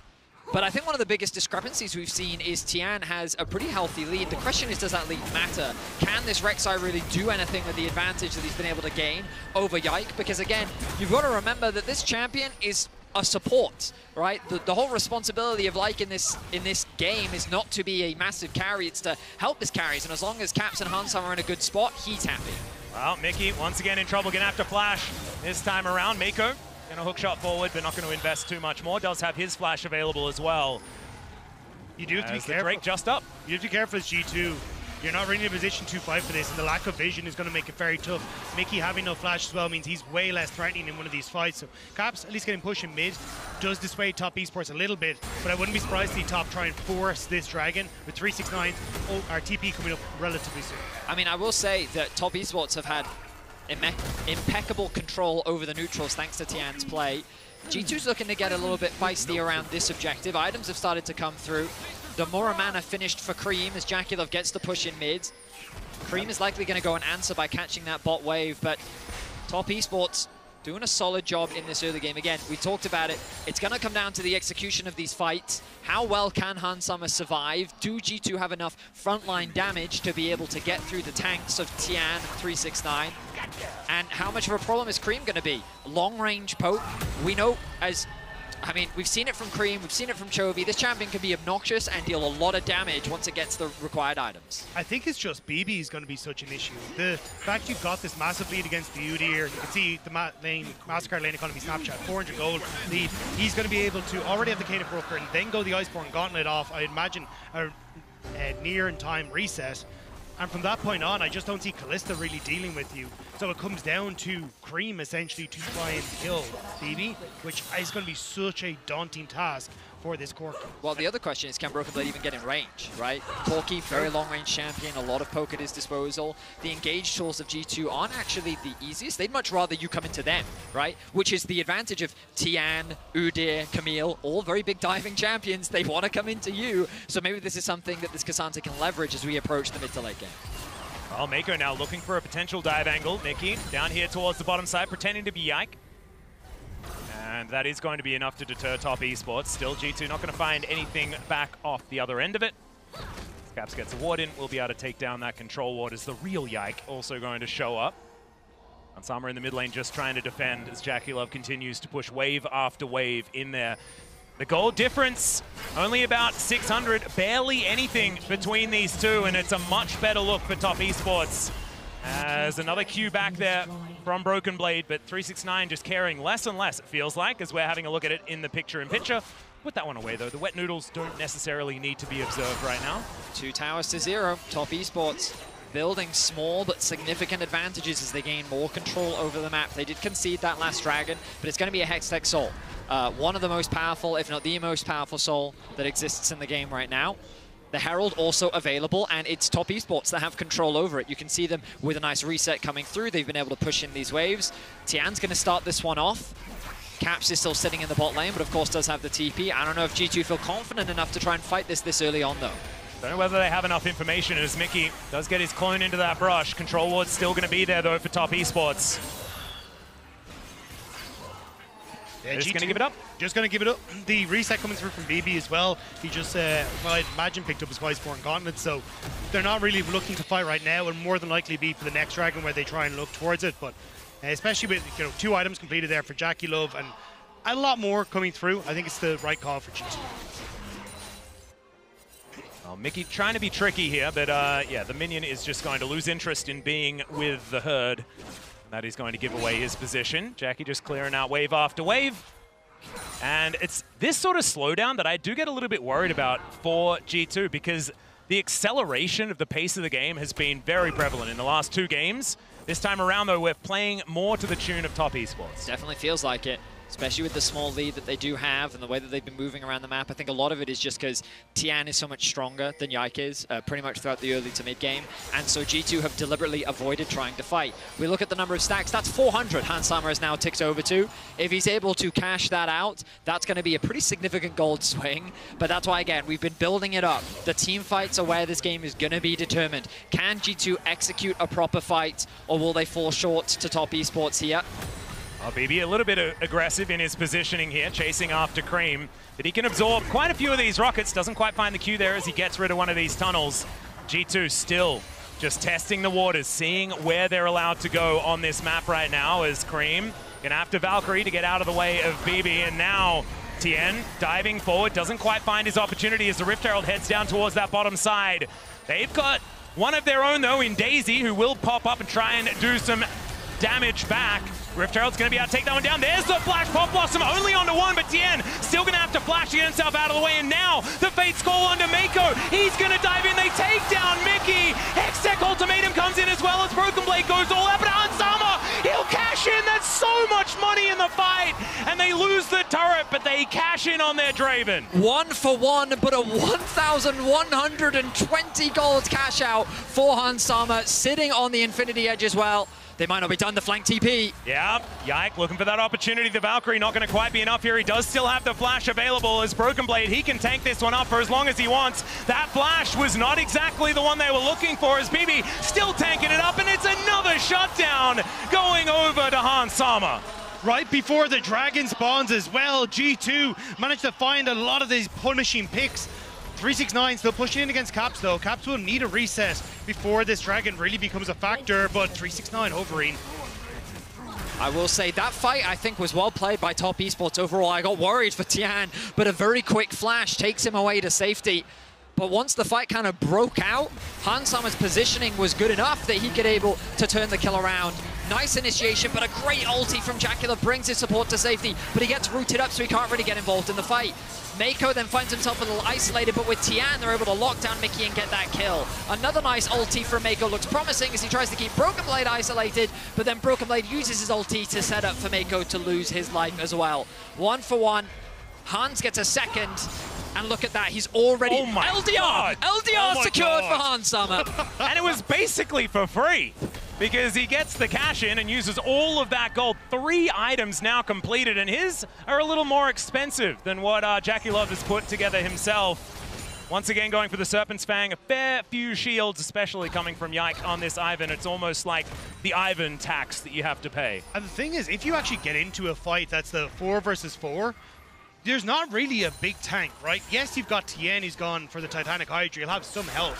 But Hans Sama can really just tear through people with the 3 items that he's managed to pick up. So this Draven, very, very scary right now. And this might put a little bit of a dent into what top esports want to do. I think we're going to see them more go for this hit and run style, which is get push in mid, start to try and get some vision control so we can look for isolated 1v1s or 2v2s rather than going up against this Draven. Well, once again, it's Caps trying to match 369 here in this side lane. Gonna have to get himself out of the way here as the very angry Udyr will send another minion wave towards the Tristana. Yeah, you can see how tanky 369 really is. He is an absolute beast right now. Armor penetration is going to be required due to the lack of AP damage coming out from the side of G2. I mean, so far, full AD comps haven't really been punished at MSI. We'll see if this could be the first. Hans doesn't know that Tian's there. Yeah. They have control vision in the area as now the Pop Blossom is going to be used onto Jackie Love. He gets snared, but in the meantime, Hans Sama, he has to flash into the Baron pit. He's alive for a while, but there is the Void Rush. Broken Blade will be able to take down Cream, though, and they're running out of damage on the side of top esports. Caps is going to go down as well, though, and it's a 3 versus 3. Broken Blade, realizing he's the last one that can really do too much. He takes down Mako. 3 versus 2 now. Tien and 369 trying to get something done, but I don't think 369 is going to be able to do it. Tien also realizing he cannot offer anything in the fight, and the knockback onto this Udyr who just cannot do it. He'll get knocked up, Daisy gets involved. It took a while, but they take him down and G2 win the fight. BB stands for a big boy in this case, the 5-0-2 on the Cassante. He will not go down without a fight, tearing through top esports. And yes, they got the Draven, but we talked about already, Nobody can kill this Cassante, and the proof is in the pudding. It's a battle of the brawlers. G2 find Jackie-Love on the backside. He gets taken out by Yike and Mickey. Meanwhile, Hansammer is isolated with all the dive that comes through from top esports, which then just becomes a battle of mids, who then both get taken out by top laners. And then it's just, again, the battle of top lane.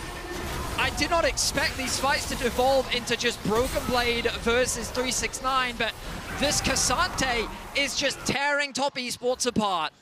Not to mention having this Ivern alongside him as well, the augmentation that you can give to the other members of your team, it does give you that little bit extra that G2 are able to leverage. And now with some control, they're getting all the vision around this Baron, 10-6. Now the kill score, and finally G2 have a gold lead. And again, it's Yike being really good on point with his Qs. Same when you look at Mickey getting these lockups.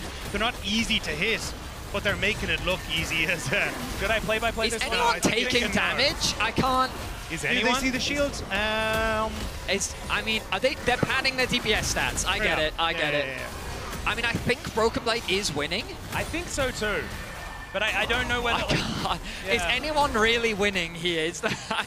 We are the viewers. We are the viewers. That's a good point. Thank you, Atlas. TP? Oh my god. All right, wait, no, TP on 369. Yeah, he's just going to teleport right in there. And 369, he can run pretty quick, but I don't think he can run fast enough. They got to keep Tian out of the pit. comes down as well. Exactly right. It's all about this Rek'Sai and his positioning. They know exactly where he is.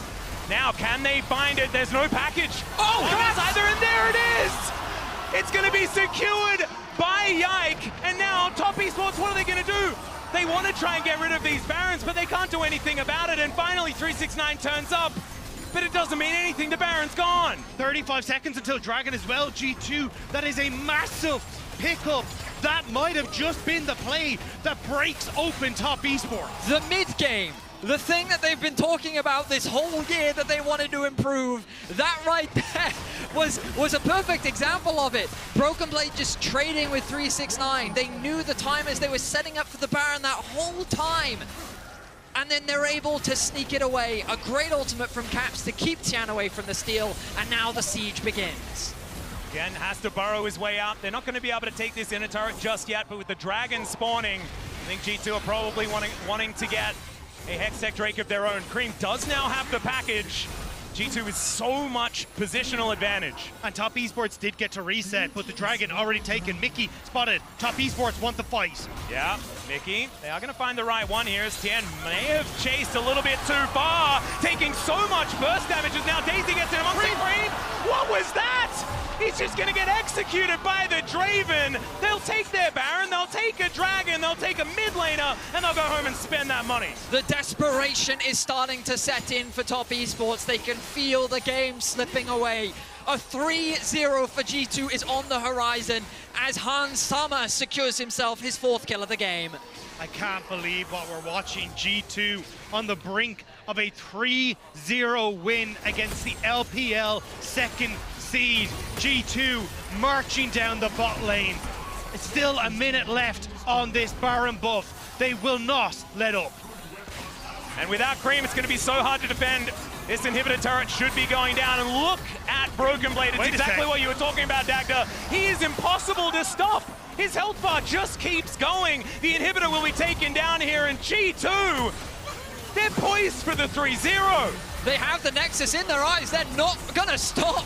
This Cassandra only just respawned, and will now be just executed on the fountain. There is another one for Hansammer. G2 will take down the first Nexus turret. Come on, you boys! About revenge for G2 in Tian's home turf.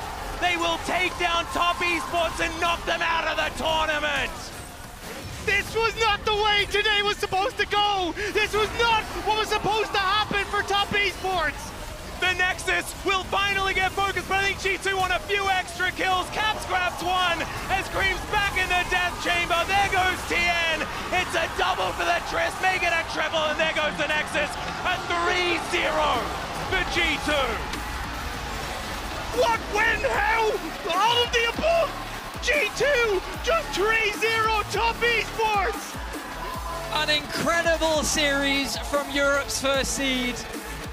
For the first time in 4 years, G2 will take down an Eastern team and they will not drop a game doing it. That was absolutely ridiculous. The fact that it's also Hans Sama showing Jackie Love how to win on Draven in the third game to finish the series. What an absolute statement from G2. A performance that has been 2 years in the making. Talk after talk has been said about how they want to improve the mid-game. They want to compete at the highest level. And G2 are finally walking that walk. What an incredible performance. Jackie Love looks baffled. I know this might seem strange in terms of the expectation, but like, what an incredible run. Expectations were so low for Europe coming into this tournament. If we could be competitive, we would have been happy. The T1 series, we were already feeling pretty good. And to get a 3-0 is massive, not just for G2, but also for the region and what we can do and what we're capable of. On the flip side, heartbreak for Top Esports. I mean, flashbacks to Worlds 2022 where they lose to GAM, don't make it out of the round robin, and now a series where it was very even coming into today, but still the LPL second seed holds a lot of gusto, holds a lot of respect on the international stage. But now not being able to perform when they needed to, a 3-0 for G2. And again, I think it's important to recognize that for a young player like Cream, he still had an incredible year joining alongside Top Esports, his first international tournament. I'm sure he's going to learn a lot, and I wouldn't be surprised to see them return to the World Championship at the end of the year. But obviously expectations are high for the LPL second seed, and they must feel extremely disappointed with their performance today.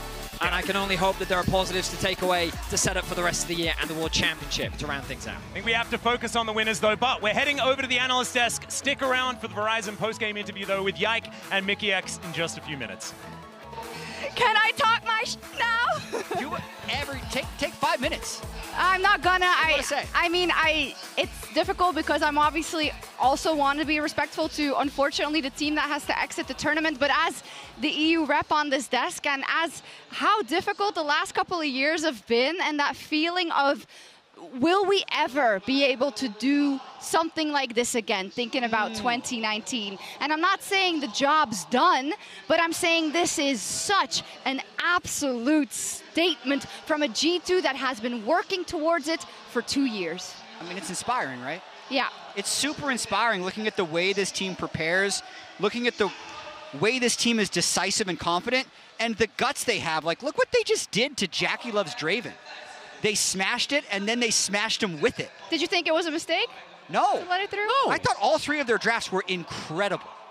That to me is the big thing here. It's that it's one thing if G2 would have gotten a really, really close victory, right? Where it would have been a back and forth, but it is a statement win. That's the reality of it. And it is in one part, and I think a lot of the talk will be about the draft, but should it be most of the talk? No, because what I was going to say before, I get that you're very excited, and I would be as well.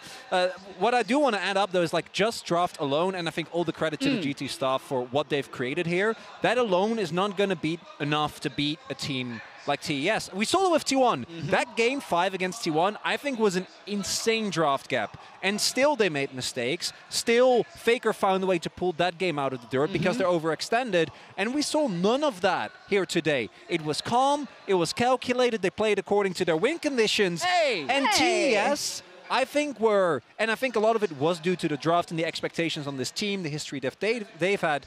But all the credit to the G2. Yeah, and we started off the day by calling out the fact that G2 had not been able to beat an LPL team since 2018. In fact, it was 2,033 days, but please reset that graphic for me, production, because it's going to look so good. 0 days. 0 the days. last time it was 2018 against Uzi's RNG, who was on their way to a golden road. Perks takes him down. It was also, that was a huge underdog matchup, right? Yep. I mean, listen, trust your gut with stuff like this. Yeah. Because we were talking before the show, like, this is the closest that it's felt since 2020. It wasn't close at all. I guess so, but so here, well, we don't need any of this stuff anymore. We had all these 369 cards that were going to be really fun. They're gone. They're gonna. Weibo's gonna rip you a new one for that. Throwing them. They're eliminated. We don't need the stuff anymore. Yeah, I'm sure. But yeah, incredible. I mean, ingenuity like this paired with good performance is what gets you far in tournaments, right? That's the thing. And again, most of the conversation, as it often is going to be just about the Ivern. That was a big one for me. Clearly, TES didn't know how to deal with that at all. I think that you also saw, and this game 3 was the best example of TES getting really flustered in draft. The Udyr hasn't felt good in a long time. The fact that they felt, even though I think Tiana had a fine performance on it, but the fact that they felt obligated to pick away specifically the Rek'Sai comes to mind as well. And we were talking about it. Caps, I think, wasn't the main character at any point in this series, but that Tristana pick, teams are going to have to look at, because to me, it's been one of the sleeper picks of the tournament, and teams still haven't found... It's getting B1'd. Like, you B1 Tristana, and it doesn't seem like teams have found an answer to it. Yeah, I think we have all the drafts from the series, actually, if we want to Should we break look them at down a little bit more while we're waiting for the interview, because I do think there's some really cool stuff that happened in this series that I think makes G2 even more dangerous, because my original prediction was TES, because I said, okay, they're going to ban the Poppy and the Zac. Those are the two deep pocket picks that are going to be most successful, and G2 says that they brought a lot of pockets, because the Leona... Ivern in game 1, as we mentioned, Tien never played it in his competitive career, played against it twice in his competitive career. You could tell it was changing the game because TES didn't really respect the shields in critical situations. And then by the end of it, all the way in game 3, the fact that they reached for Udyr Rek'Sai as their top side, how does that happen? It's because I honestly feel like TES was so lost in how to play against this G2 draft that they ended with this. They didn't need to flex that Camille. That, to me, is the big thing. Like, that Camille flex, it was infuriating, because, like, Udyr notwithstanding, right, you can argue that if you get early... The Camille is the one way that you have of dealing with the Cassante. As soon as Cassante... Like, Cassante alone into Kalista Corki is never going to die, but then you also have an Ivern on top of it! I got a question for you here. Yeah. I remember way back in the day. Yeah. When G2, they had that like 2-8 MSI in 2016. Yeah. And then they had the MSI where they beat WE in the semifinals. Yeah. And the mood there was, G2 is redeemed! And then they slammed in finals. Yeah. But that was also on the road to them making it all the way to finals. I do wonder, like... Where are we? Yeah, where are we? Are we redeemed or, like, job not done? I think we're, as Yamato would say, we're at base camp. Okay. We're at base on the camp. mountain? If it's Mount Everest we're talking about, we're at base camp. And Which is really high, by the way, for people who don't know. It's like super 25,000 feet. Yeah, you don't have a lot of oxygen up there. It's way up there. Yeah, it's really high. No, but you're talking about feet. I don't... Oh, feet. Okay. What is a kilometer? What is a kilometer? Tomorrow. Keep going. Tomorrow. Oh, by the way, let's pull the bracket up because it's still alive. Or we get G2 TL. We could. Or we get a rematch. Yeah, guys. Yeah, it's Oh fine. my God. Of course. Yeah. In terms of the most fan service possible, it's definitely TL beating T1 because if we just pretended this just said bracket MSI instead of lower bracket, it would be shockingly similar to 2019 MSI when TL played against the defending world champions, who were IG at the time, and then G2 knocked down, the other region, the LPL or LCK. Yeah. And then they played in that lower round 3 game. That would be the dream for me. Yes. If TL wins. Yeah. I wonder if there's anyone who's gonna, if anyone's gonna be like, well, TES, they weren't really playing, so this doesn't really... I think you force their hand, right, with those drafts. Is that the key takeaway? And is that, when you think about how we talked about this series beforehand, we said, maybe, the Poppy's gonna get banned. Those things don't work anymore. Now the next team is thinking, well, gosh, how deep are your pockets? Deep. Not only that, I think for me the main thing going into a series like this, there's also always a lot of assumptions, and the team themselves will have these assumptions as well. And the assumption going into the series was Jackie Love Mako is the best bot lane in the world right now. It's looking like they're the best. It's looking like no one can touch them. It's looking like no one gets close. And I think going into that series, that was an accurate assessment of the situation. But that made it all the more tough that they got solo bolo twice, like with one in the 2v2, one with the dive. 5 minutes into the first series. Yeah. And from that point on, recovering, especially for a team like TES that have a lot of past unfortunate results, that can really be a tough thing. I was looking behind me because Candace is interviewing Caps, and I know this is probably really difficult. She's a beacon of professionalism. We do have the other side where Lore now finally gets to talk to G2 as the winners in this matchup with Yike and Mickey X in the Verizon post-game interview. And we're back here for the Verizon post-game interview with G2 Esports, the winner, crushing victory today against Top Esports. First things first, Mickey, I feel like you had a revenge to take today. Yeah, it was a nice one. We were talking a little bit with Tian in the pre-game lobby. So yeah, it was nice to just get our revenge for once. I saw you flashing the FPX emote, anything? Yeah. So in the pre-game chat, Tian wrote that he got his G2 emote ready from 2019. So then I told him, okay, I got my FPX one. So I had to go and get it on. And I only put it for victory and ace. Perfect. I mean, yeah, you have to time your emote timings. That's how you win the mental war here, actually. Yike. Crushing series, but I also feel like statement series for you. We've talked about you facing off against Tian. I know that you were looking for a victory like this. What does it mean to you to get this one today against Top Esports? I think it means a lot because, yeah, I don't know, last time we actually won against an Asian team, like Europe won against Europe won against an Asian team. It's been like such a long time, and I've always been like 5 years ago, I was, watching G2 win against them, and I was like so excited. And then we were always losing, but then we actually managed to win it finally. So I'm very, very happy. I'm very proud of myself and my team. You said it yourself. You tweeted it before the game. As I said, a revenge to take on here.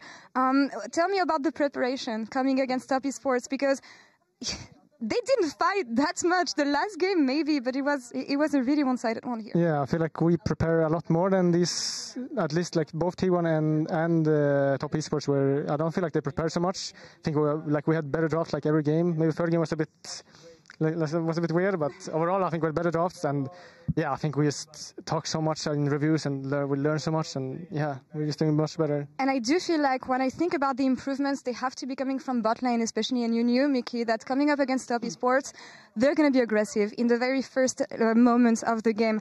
Tell me about the synergy with Hansama and the confidence also to play the way you guys did.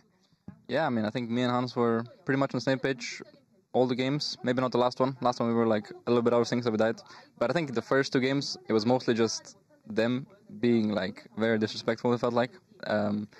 Because like they should never win the level 2. Like in the first game, they just got caught. And then Varsol stayed with 10 HP and I had Hex Flash, so I killed him as well. And he used Flash.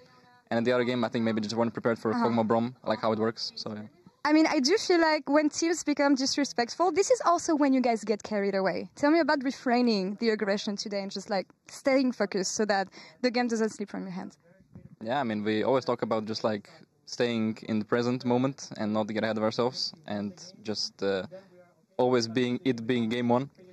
So yeah, even when we were ahead, we just took it very seriously. We prepared as much as possible, discussed every possibility, maybe not blind picking support in the third game, but it happens. Yeah, I mean, I think the staff is just helping us so much with just staying in the blue zone, that we call it, and I think we're very, very like in the zone right now when we play the games. From the T1 series to the PSG series to maybe crushing one of the favorites we have in the tournament today, how do you foresee the rest of the tournament? We don't know the opposition yet, but maybe a rematch against T1 coming. Yeah, that'll be hype. Yeah, I mean, it's going to be T1 or Team Liquid. Either one, I think it's going to be very hype because we get the rematch against T1, and I think we really want to beat them this time. And if it's Team Liquid, then we have to revenge for Fnatic, Mm-hmm. Yeah, and also I think if we win every game now, I think we have to play every single opponent like that is left. Yeah. So I think that'll be very nice and very rewarding if we actually win against everyone, because then we're actually the best. Because in 2019 we didn't actually beat IG even once, so it felt a little bit like iffy. But now if we actually make a whole gauntlet run, I think it was going to feel nice. It will be a statement run. We'll see about this one, guys. Thank you so much, and thank you on behalf of the West, of course. Shox, over to you. Thank you so much. Nice call out there to 2019. I really like the mindset. That's good. Because it just means they're continually hungry. Like, I got no sense of job done from them in that interview. No. So. Well, they shouldn't, because if you can beat TES, sky's the limit, right? And if you know what? We're just going to toss to another interview because, as I said, Caps was being interviewed by Candice on stage, and we'll head over to that. 欢迎来到我们的赛后采访，我是主持人云尚瑶。恭喜 G2 获得本场比赛的胜利。我们邀请到的是 Caps 选手来接受的采访，先邀请他和大家打声招呼。Congratulations! Would you like to say hello to all the fans over here? Hello everyone. Thank you for the support. 好的，也是再一次恭喜他们获得本场比赛的胜利。其实呢 ，G2 在国际大赛当中总是给人带来惊喜，同时这一次的 MSI 让人感觉他们是有备而来，完美的准备。所以想知道他们为了这一次的 MSI 究竟做了多少的准备呢？G2 is always well prepared in international tournament and is always cook something behind. So what's the preparation like for G2 for this MSI? Yeah, we definitely want to come up with as many like creative picks and try to catch people off guard. And as soon as we won the LEC, it was just straight to figuring out some combos and seeing what was good on the patch, so we could do our best at MSI. 我们总是想要去有一些比较创造性的组合，同时能够将对手打一个措手不及。当我们能够赢下 LEC 的时候，我们其实就已经开始着手准备这一切的 BP 也好，战术也好，能够好好的准备这一次的 MSI。那我们看到呢，其实在今天的赛前的比赛当中，他们在他们的准备室里面有进行一些热身的小游戏，很想知道这也是他们赛训的一部分吗？有对于今天的比赛一个怎样的帮助呢 ？We saw a very special warm-up game in the ready room today. Is this also part of the preparation of the MSI? So how does that help for you guys? Yes, we wanted to try out something new, trying to play the spike ball before our game today. And we just wanted to keep have a good energy coming into the game, you know, get a bit of movement going, and it was actually the first time we tried it, and it looked like it worked out great. 确实，我们的赛训组一直在尝试一些新的东西，能够让我们在比赛之前能够好好的热身。同时，我们觉得这个好像确实在今天比赛当中有了不错的作用。那今天看到他们有使用这个艾翁的打野，在这个版本当中其实并不是非常常见的。很想知道他对于这个艾翁打野是怎么样看待的，同时和其他的打野又有怎样的不同呢？In the current meta, the Ivan is not very commonly seen. So, what do you think of the Ivan jungle, and what's the difference between Ivan and the other jungles? Yes, Ivan is definitely like an underutilized champion. I think he can be a bit weird with his clear because he has to like mark the camps and then go back for them. And then of course he has like a lot more shields and like utility than necessarily like damage. And it was actually a champion we were playing even last year, so now we're like bringing it back this year. 我觉得艾翁打野其实更是功能型的打野，它其实在清野方面的路线不太一样，因为它需要去标记野怪，同时在之后呢取得这个野怪的经验值或者是其他的东西。但是艾翁打野呢，它可能会有更多的像盾啊，或者是帮助其他队友的这种功能性辅助的感觉。那同样的，我们其实在去年就已经使用了艾翁打野，所以我们只是把去年我们准备的东西拿到今天的这个比赛当中。那可以看到呢，其实在今天的比赛当中 ，G2 有展现出来他们的纪律性，因为之前的 G2 一直是以他们的进攻性打法而闻名。那这一次他们究竟做了多少的努力，能够提升他们的这些纪律性，尤其是在这一些大龙团的方面呢 ？So G2 is known for the aggressive play style, but today you show a totally different G2 with the discipline within the team. So how much effort did you put into that? So definitely we realized that our comps are a bit too hectic, like we are just talking all over each other and a lot of screaming, so we were trying to just like calm it down a bit for today. And I think when we play a bit more calm, it definitely helps out a lot. 因为来到这一次的 MSI， 我们其实打得过于的兴奋了，我们一直都可能会是大喊大叫，所以这一次我们的比赛呢，试图能够让自己冷静下来，我们慢慢的打，能够沉着冷静的打这一场 BO5。那最后一个问题，他们即将要和 Team FLICKR 和 T1 的胜者在下一个阶段交手，他对于下一场比赛是怎样预测的 ？So you're going to play against the winner of Team FLICKR and T1. What's your prediction of the next series? So actually I was talking with Appa and I hear he was very confident going against T1, but we went up against them before and we know they're a very strong team, so I'm probably going to have to give it to T1. 因为我之前和 Team FLICKR 的中单选手 APA 有过交谈，他似乎看起来是非常自信的，但是因为我们跟 T1 之前有过交手，我们觉得 T1 是一支非常强力的队伍，所以我可能还是要预测 T1 会获得这一场比赛的胜利了。那我想问问 Caps 有没有准备好？如果说 T1 能够获胜的话，他们的复仇之战有没有做好准备呢 ？So are you ready for the revenge if T1 win the next series? We'll definitely do better this time. 那我们这一次一定会做得更好。那也是再一次感谢 Caps 来接受我们的采访。我们的赛后采访到此先告一段落，我们明天同一时间还会再见。Thank you.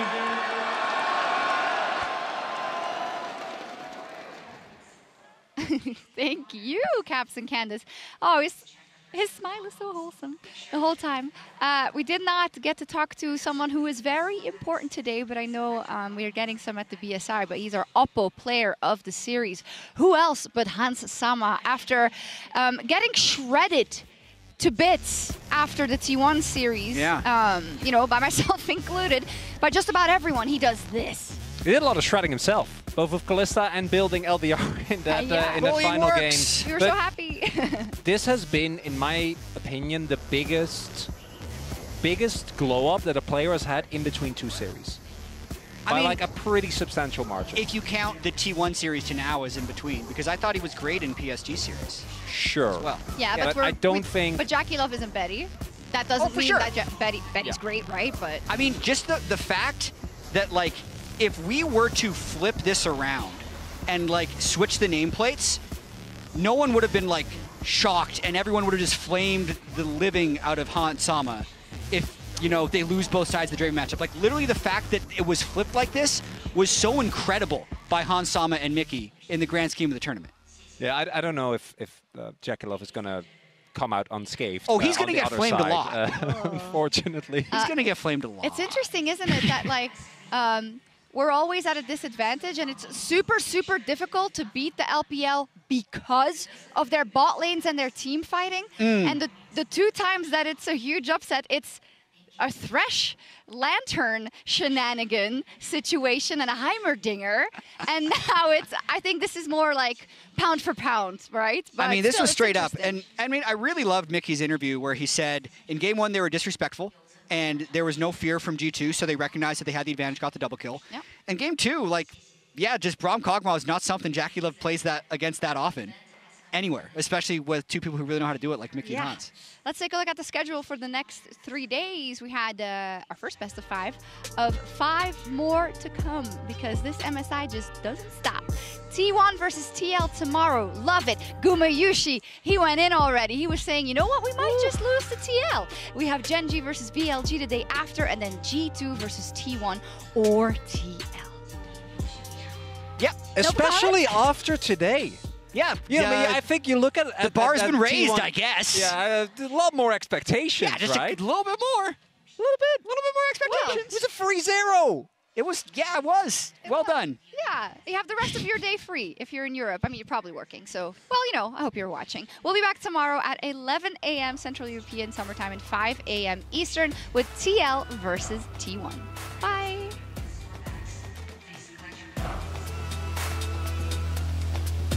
Welcome back, everyone, to MSI 2024 live from Chengdu, China. Top Esports, the hometown heroes, of course, and G2. Immediate flash to follow from Hans Sama. There's first blood. Having that early advantage. Oh, we knew it was coming. There it is. I can get flash Q on Zin, okay? Flash Q on Zin. Comes in. Left side, wait. Yeah, can you? Yeah. Wait for sure,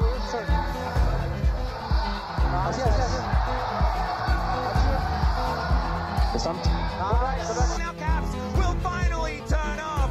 The ultimate's going to be there, but it's not going to save anything. And there's another beautiful buffer. Cream has also fallen down. Mickey diving in one more time. I'm not sure about that one, but he's Battle Leona. And Broken Blade had the flank angled, but now getting himself into position. Hans Sama's the one that's able to take down the tank, though. And I think G2 are just a little bit too far ahead. Guys, let's stay calm, guys. Okay, stay calm again. This was a very good game. Let's keep it up. Okay. Manages to get out with the flag and drag, but they gonna keep him alive as it's a double kill for the Kog'Maw.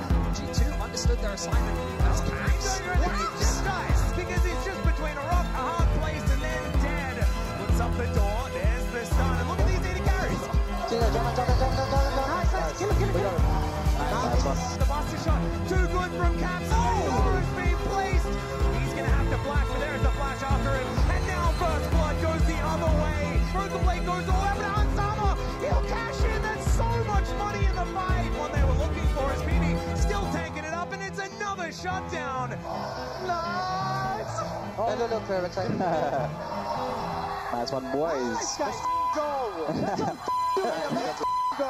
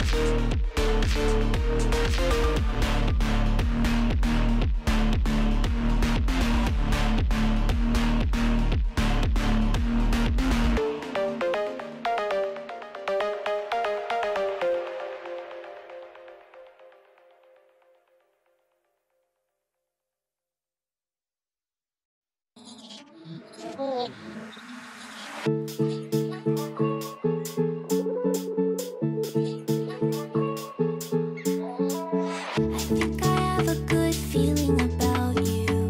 I hope I can trust myself this time.